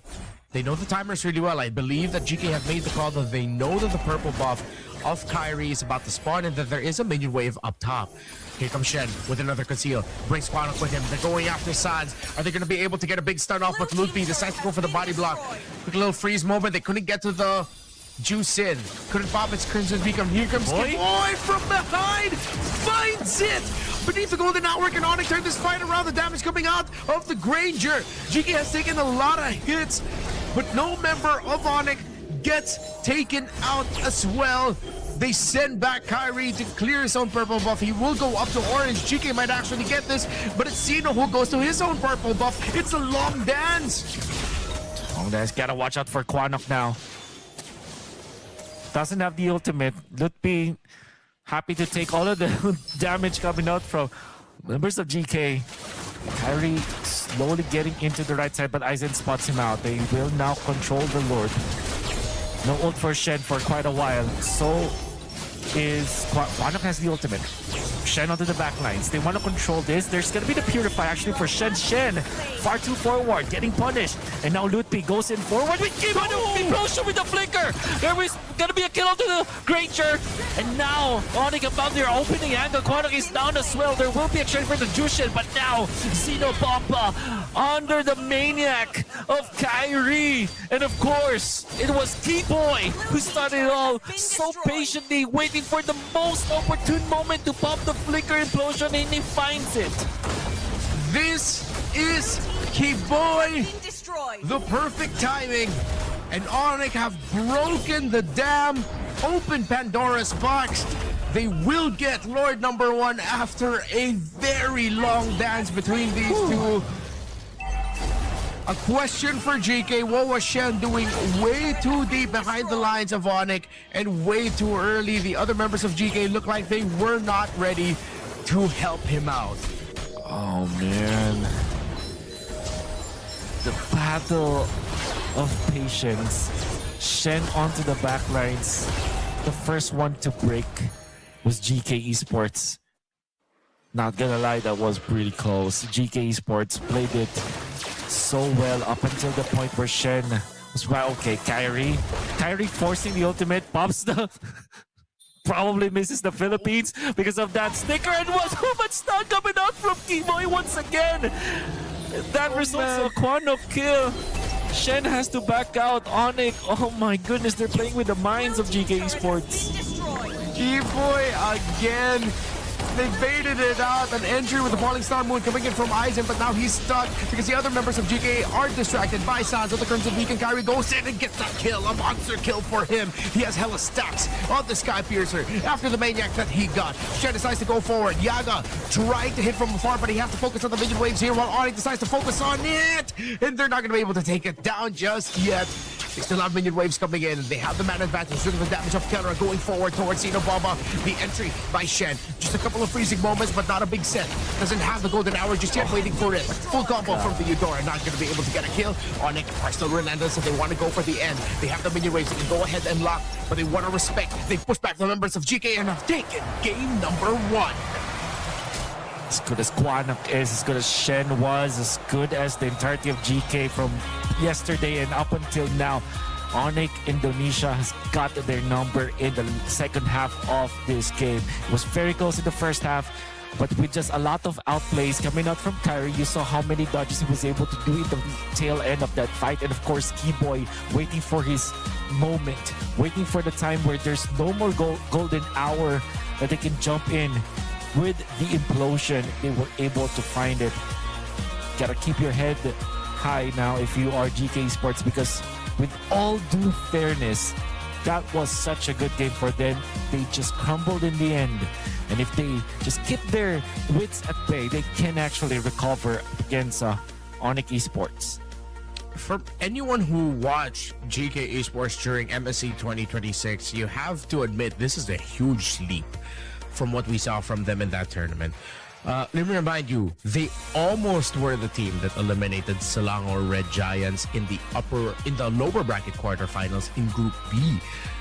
It had to go into 3 games. It had to go for SRG bringing out their second string jungler just so that they could make it into the next phase, of course, before getting eliminated by Onyx.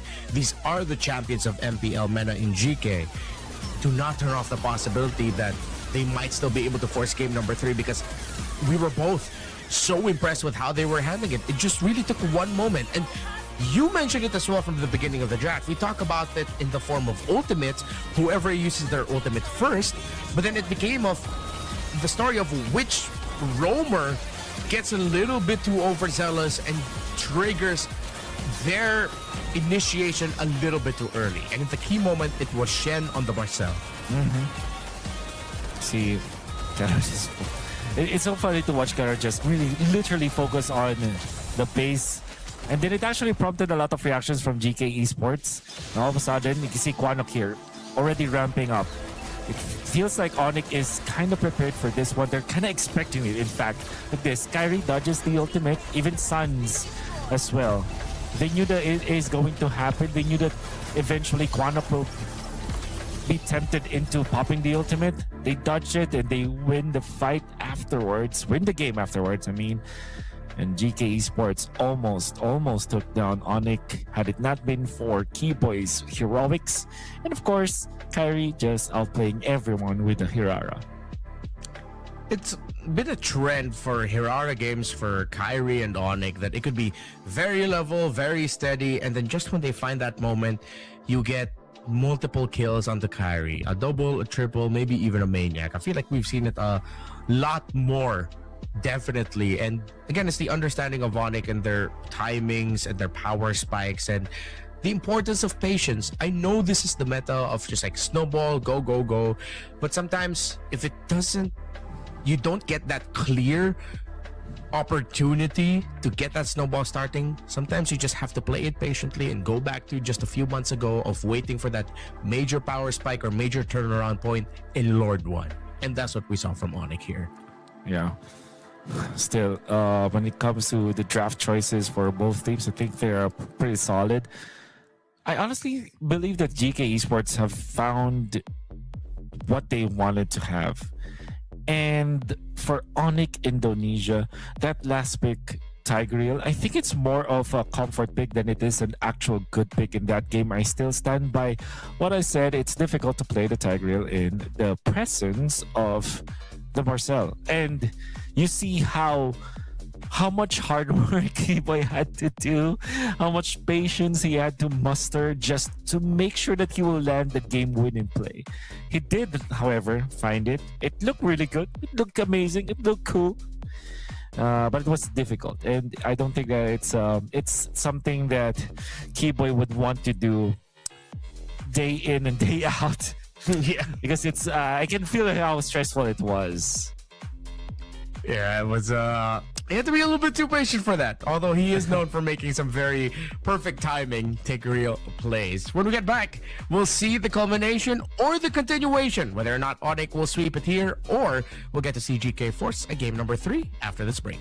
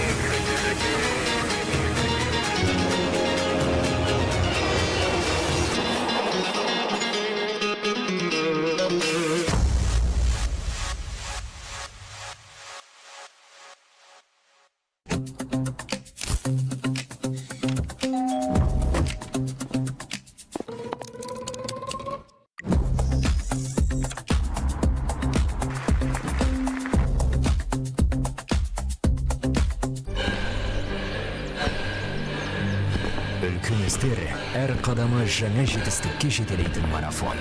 Біз осы жолды сіздермен бірге 10 жылдан бері жүріп келеміз. Тимур Құлыбаевтың халық қайырымдылық қоры. Центр кредит банкімен сіз қарапайым және заманауи шешімдердің ортасындасыз. Нық сеніммен жаңа мүмкіндіктер ашып, тексерілген сапаға сеніңіз. BCCKZ мүмкіндіктерді кеңейтіңіз.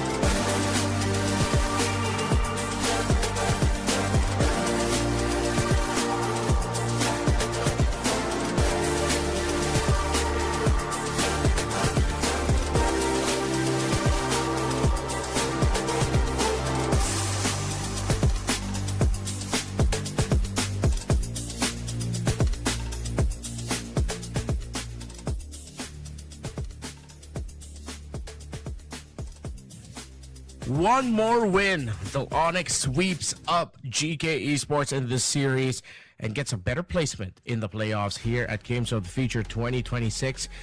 But we might just be left with one more plot twist as GK look ready and look poised to deal with Onyx. And will pick up his Barretts instead.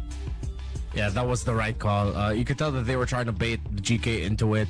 But even a slight reaction there from Kyrie, I feel like that's a sign. It's like, oh, they didn't fall for it. They went ahead and picked it up. But hell, they still get a tremendous tandem in the Marcel and the Hirara, so it's not really a problem. But GK are quick with it. They go ahead and pick up the Paquito. Let's see if they'll still go for the Melissa. Eudora, or if they'll... Oh, Melissa actually might be great. You already have your Paquito, you already have your bats, that is free for you. And I don't think that they will want to pick up the... Oh, okay, so they just pick up the Eudora. It's comfort, All right, man. Onic. Yeah, It's Q-Dora, it's Q-God, man. Q-Dora, Might as yeah. well. yep. Okay, so Onic, is this Melissa or will it be Esmeralda? So that... Oh, Esmeralda's banned. So we might actually see Lupi play a different kind of hero or a substitute to the Uranus as well as the Esmeralda, but I can't think of anything else actually. So they might change this up. What else is what? It's a Loi. All right, so here's the thought. There was a time when I was working with Onic, right? And that was a long time ago. Coach Yeb likes to play, and Onic in general likes to play Loi against Barretts, because the idea is Barretts will always be in front and you will always have a vessel for the duality passive, as well as the dispersion is what it's called. Dispersion to always hit and ricochet to the other members of your opponent. So probably is the idea, but to pick it up third pick, that is quite interesting actually for Onic. Well, as you put it, it makes it easier in terms of the team fighting. They're expecting that there's going to be a lot of front to back action here, but I think what Onic might have overlooked is the way Quanok plays this Eudora is he makes the front to back look like it doesn't even exist. He'll flicker forward, he'll get that combo off, and then it forces the formation break. Or Onic are going to be looking towards taking care of their map incredibly well and just maximizing the speed of rotations that you could get with the Loi and the Marcel together. Let's see. Maybe they've cooked up some very unique takes here and a combination with the Loi pickup. Now they're losing their gold lane options. The Melissa gets banned out here by GK. Still, if they're leaning towards front to back and looking at the dispersion, and they need a little bit more shred, they might be keen on picking up the carry a little bit later. Maybe even the Clint should still be good. Play the front to back and allow Kelra to freely hit from behind. Yeah. I think it's more worth it to get the Keller hero now and just wait for the Lupi hero afterwards. But then again, since you're playing Keller, you might as well give Keller the best hero for their last pick. So I'm thinking of a tank hero that could fit. Maybe Teresa actually for Lupi. Oh, yeah. What other tanky dude can be in the front lines? Baksha. Oh, That's a tanky dude. yep. Is it? Wait, it's an XP Baksha? Yep. Oh, they're throwing it way back. This is some M2 level tradings in the EXP with Baksha and Paris in the EXP. We go way back, and now here comes Ling making a comeback. It's a gold lane Paquito. Oh, this might be tough for the Ling, not gonna lie. On the contrary, I can see it. I see the vision. Because they Alright. don't have any catch, like hard single target catch. Yeah, 100%. And also, Louis hates playing against the Ling. When Louis was the top pick hero, Ling will always be the tech pick against that. So that could be an option. Now, Paquito, what will you now pick? Kellera up against that hero. Well, Brody is available, and I think it's just a very safe pick. They go for the Ruby. Whoa. Actually, one of the traditional answers to the Ling. Yeah? Not gonna lie, I think I like GK Esports' lineup better. Yeah, it's very sound ideas around it. Maybe just maybe this early low-yi priority might be good. Onyx might be playing a little bit, but you see the vision and the idea behind it, while GK go for just something a little bit more familiar and something we're a little bit more used to. But Ruby's in the gold lane, especially if it's gonna build full damage, I feel like has been a nightmare for many of us, surprisingly going up against it in our ranked games where we're suddenly always wondering, why can't we kill this Ruby and why does it hurt like a truck? Maybe that's what they're banking on Onyx and what they're hoping this Ruby could be. But if we just follow the current trends of the metagame, GK looks like they might be on the way to forcing a game 3. Yep. See how good they are with it. All right. There's something that we will be able to discover after this game. How powerful is it on the EXP lane? And already we're seeing some benefit for picking up this backshot, which is leashing actually is one of the best heroes to actually move for your jungler. And up against that, there was a time, and I'm not gonna lie, there was a time that the backshot was the answer to the bats. And that was around M2, around Season 6, in fact. Because of the anti-heal properties, and you generally don't care about each other. But if you get hit by Lutpi's plates, it can easily be taken out eventually. Shen might be the first one taken out of here. Perfect stun there by Quanok to stop Kyrie and Kaboy from completing the kill onto that Belleric. But Onyx did get a small win. They forced out the flicker from the Belleric. So no surprise takes here. And let's see, maybe, if I remember correctly, the box for the last time we saw it, it had one simple job. Especially in the EXP lane, back in M2, you just keep diving the back line. You drop down that poisons, you break that formation, and then now all hell breaks loose for the opposing team. I wonder where... Because it can survive the burst of the Eudora. Yes. There's not much to jump onto apart from the Eudora. But you do have that extra anti-heal that can also be a problem for both the Pakito as well as this Barats. And of course, the Belleric. What I'm concerned about is how will Onyx actually play this Louis? Like, where does it stand? Is this a diversion play? That okay, why is Quanok there? We don't know. But they did take out Quanok, which is a really good trade for Onyx. Now they will take the turtle with it. So much tanky boys right in front of you. The Pakito and the Ruby aren't even here just yet. And look at Aizen melting, struggling to get away from this Baksha. But you still have Xenobomba close by. He looks like he went in a little bit too early. He still has the retribution, but Sans gets the last hit onto that turtle. Lutpi now trying to run away from this. Yaga gets a kill onto Carry. Lutpi brought down really low, but GK Esports decide to back off. All things considered, I think they have the better trade-off. They were able to feed a kill, an assist for Xeno, a kill for Yaga, the gold laner. They denied some minions away from the Baxia. So Aizen was quick to react up to the top lane. There's a teleport play. Not going to be able to take down Quanok. Quanok is still level 3 at this point, now level 4. That death up top was really detrimental to the levels and the experience of this Eudora. However, GK Esports gonna be happy with whatever happened. Every time the link does not die in neutral objectives, it's good. Meanwhile, here at the bottom lane, Yaga gets spotted out. Kyrie, Sans, and Kelra, the teamwork to get a kill onto the gold lane Pakito. Will be opening up a little bit more room for Kelra to farm in the bottom lane, expediting the process of his farm. Looking sweet now for Onyx as Kelra, the Ruby, being fed 1 assist as well. And will actually be able to get a double lane setup for himself.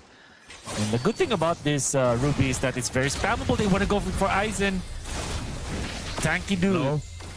Yep, not the best target to actually try to eliminate at this point. They whittle him down a bit, somewhat.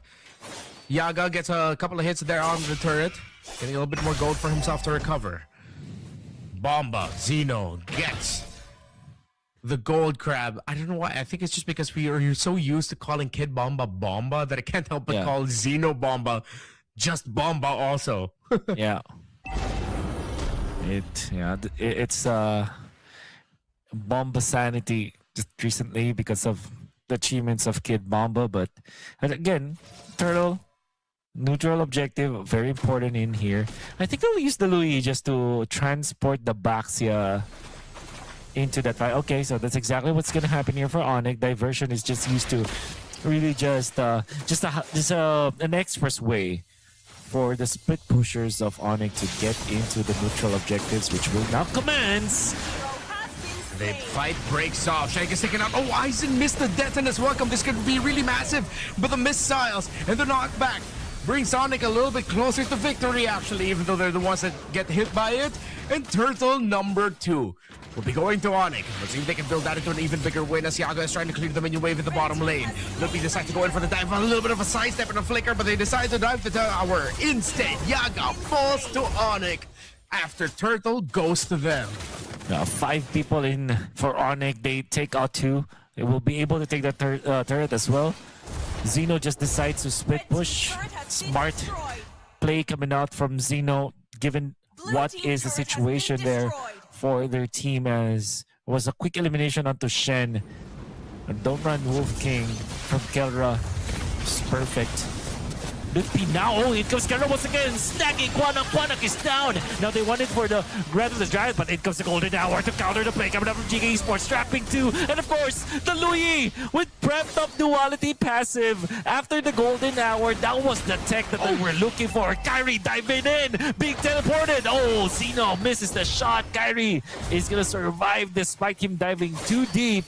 And Onyx is showing us a new tech with this Louis in combination with this Marcel.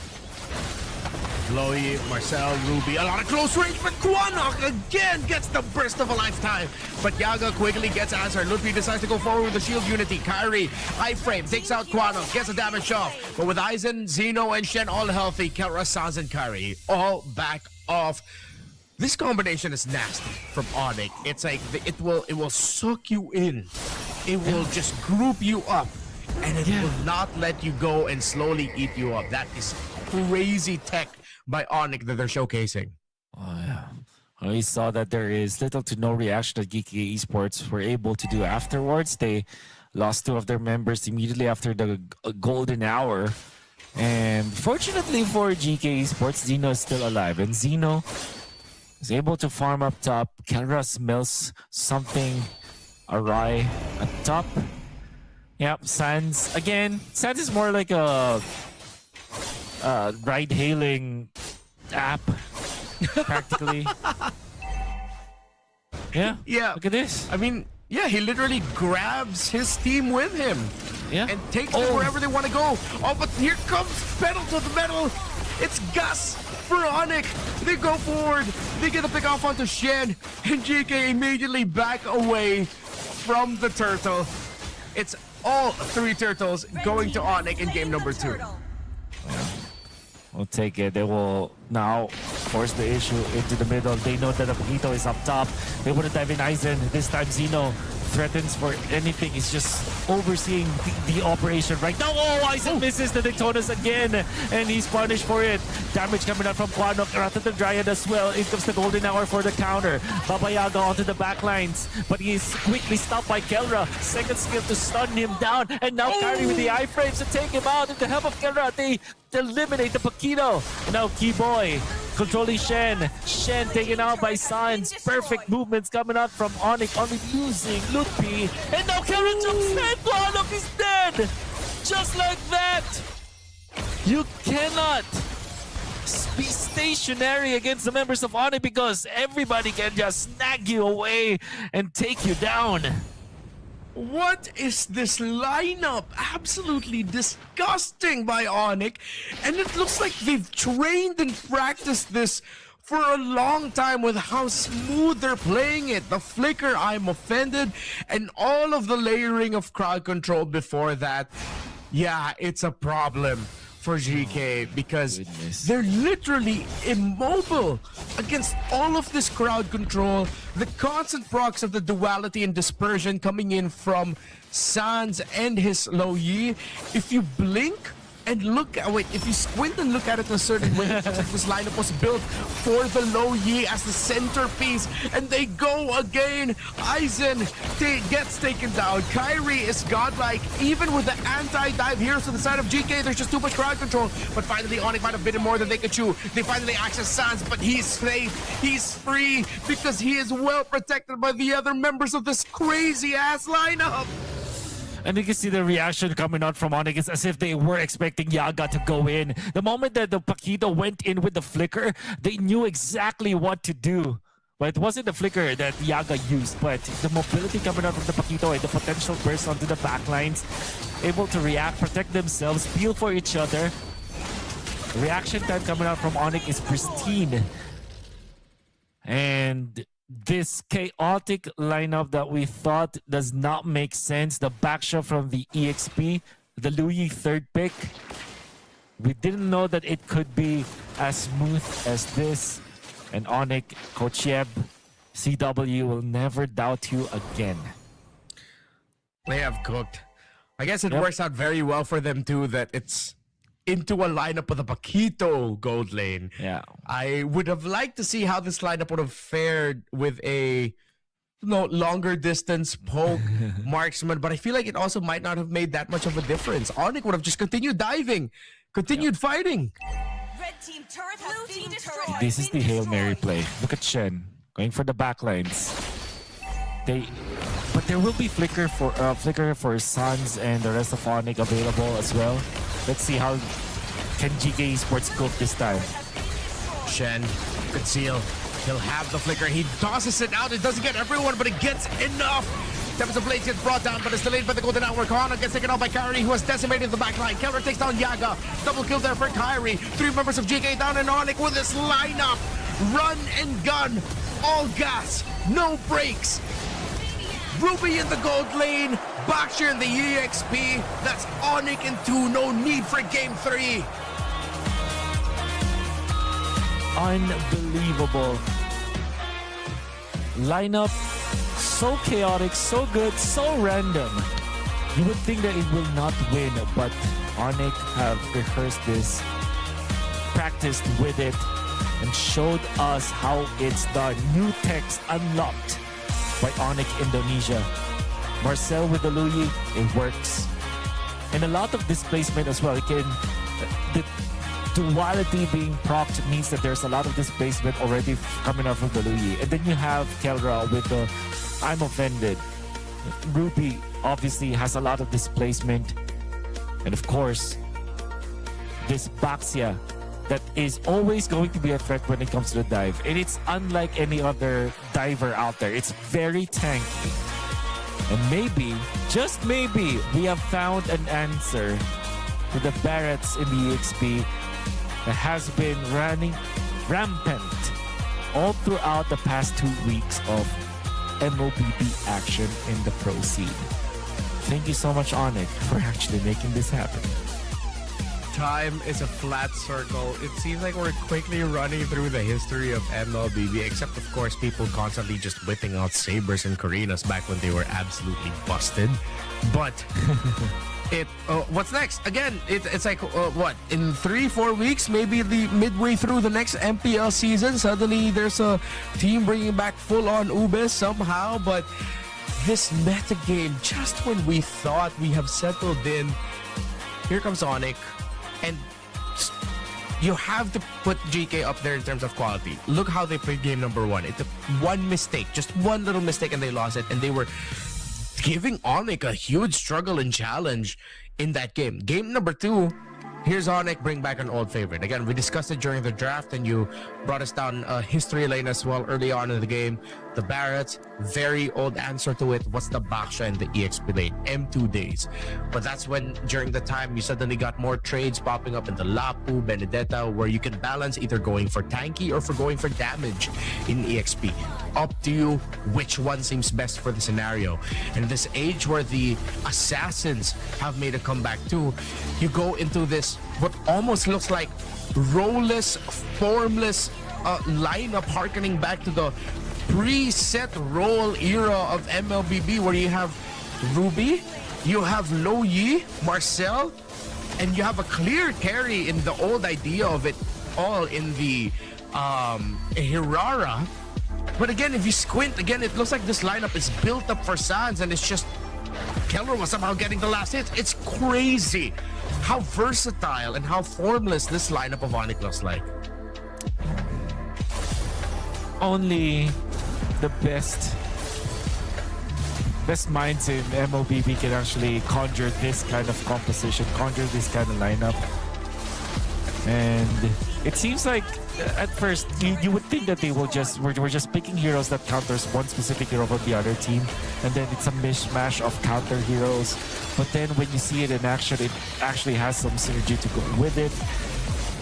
At the end of it all, Kyrie was just phenomenal with this Hirara, and I think that a lot of teams are giving way too much of a leeway for Onyx every time they are giving Hirara to Kyrie.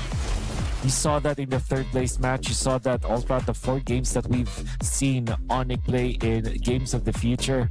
And that's something that you have to be wary of. And I think that we have come to an age where it's now Kelra's time to flex his hero pool. Because I know this kid, he can play so many heroes. And I feel like him with Kyrie and the rest of Onyx, with their coaching staff of Onyx specifically, is getting empowered to showcase his hero pool, actually. Yeah, where it's not just all about the gold laners. Again, he came in at a time where some of the best gold laners that you can play was actually an Alice. So this young man definitely has it in the bag to be able to pull out unique picks in the gold lane. But of course, the MVP of the game, Kyrie, you said it, realize and acknowledge, 931 of the GPM, only 1 death, 12 kills, a maniac, 6 assists. You can no longer give this hero to him. It's going to be too much to ask for your team to respond and draft towards it. It's a worthy respect ban right out of the gate. Absolutely. Then again, we are going to see GK Esports. I think that GK Esports, again, hold your head up high. I think that you have proven that you can actually match up against the top teams in the region, but you have to be really prepared for your next matches in round of 16. I'm not entirely sure who will they face, but they will be moving on. Additionally, Onyx are in a very comfortable spot after winning their 2 games. They're going to be waiting at the top 8, right? The top 8 matches. Yeah, they're already there. You're going to be seeing the full picture of the bracket in just a little bit. But here's some breaking news for you. In case you aren't watching stream Group A to C, where our friends Gideon and Lafel are calling the action there, Selangor Red Giants lost in under 10 minutes to the open qualified team from Kazakhstan, Rune Eaters. You heard that right. This team of players that we are not familiar with completely decimated SRG in game number 1. And that might just change the picture of what the top 8 looks like here in Games of the Future. You were calling back to Games of the Future last year. That's where we started seeing teams like Dianfang Yaguai deliver some surprising results. Remember last year, they made it all the way to the Battle of the Third. They took down teams like RQ Hoshi on the way there. Right. So yeah, surprises are gonna happen, and you have to really respect everyone. But here we go. There's the final picture. Well, not the final picture, but we still are waiting for one last match. Rune Eaters were actually the team that defeated Mongols up there, so maybe I'll tune in. I'll directly tune in after this, after seeing the development of the matches. So You just have to follow follow our socials, follow Digital Games of the Future, and wait for the announcements later on, because I feel like the matchups for the playoffs will be reviewed pretty soon. Well, we're about to wrap up our day real quick. Wolf, any final thoughts that you'd like to share as we're about to close things out? Don't try Claude Skypiercer at home, and maybe try Marcel with Deluyi. Well, that's a good way to wrap it up. Again, on behalf of our entire production team here on this broadcast, thank you for taking the time and the effort to follow our teams. Remember, we still have another broadcast ongoing, so check that out. Games of the Future is still going to continue as we head into the playoffs. Again, my name is Redmar. We've been here with Wolf. It has been a tremendous day. Thank you for all your time. GG, well played.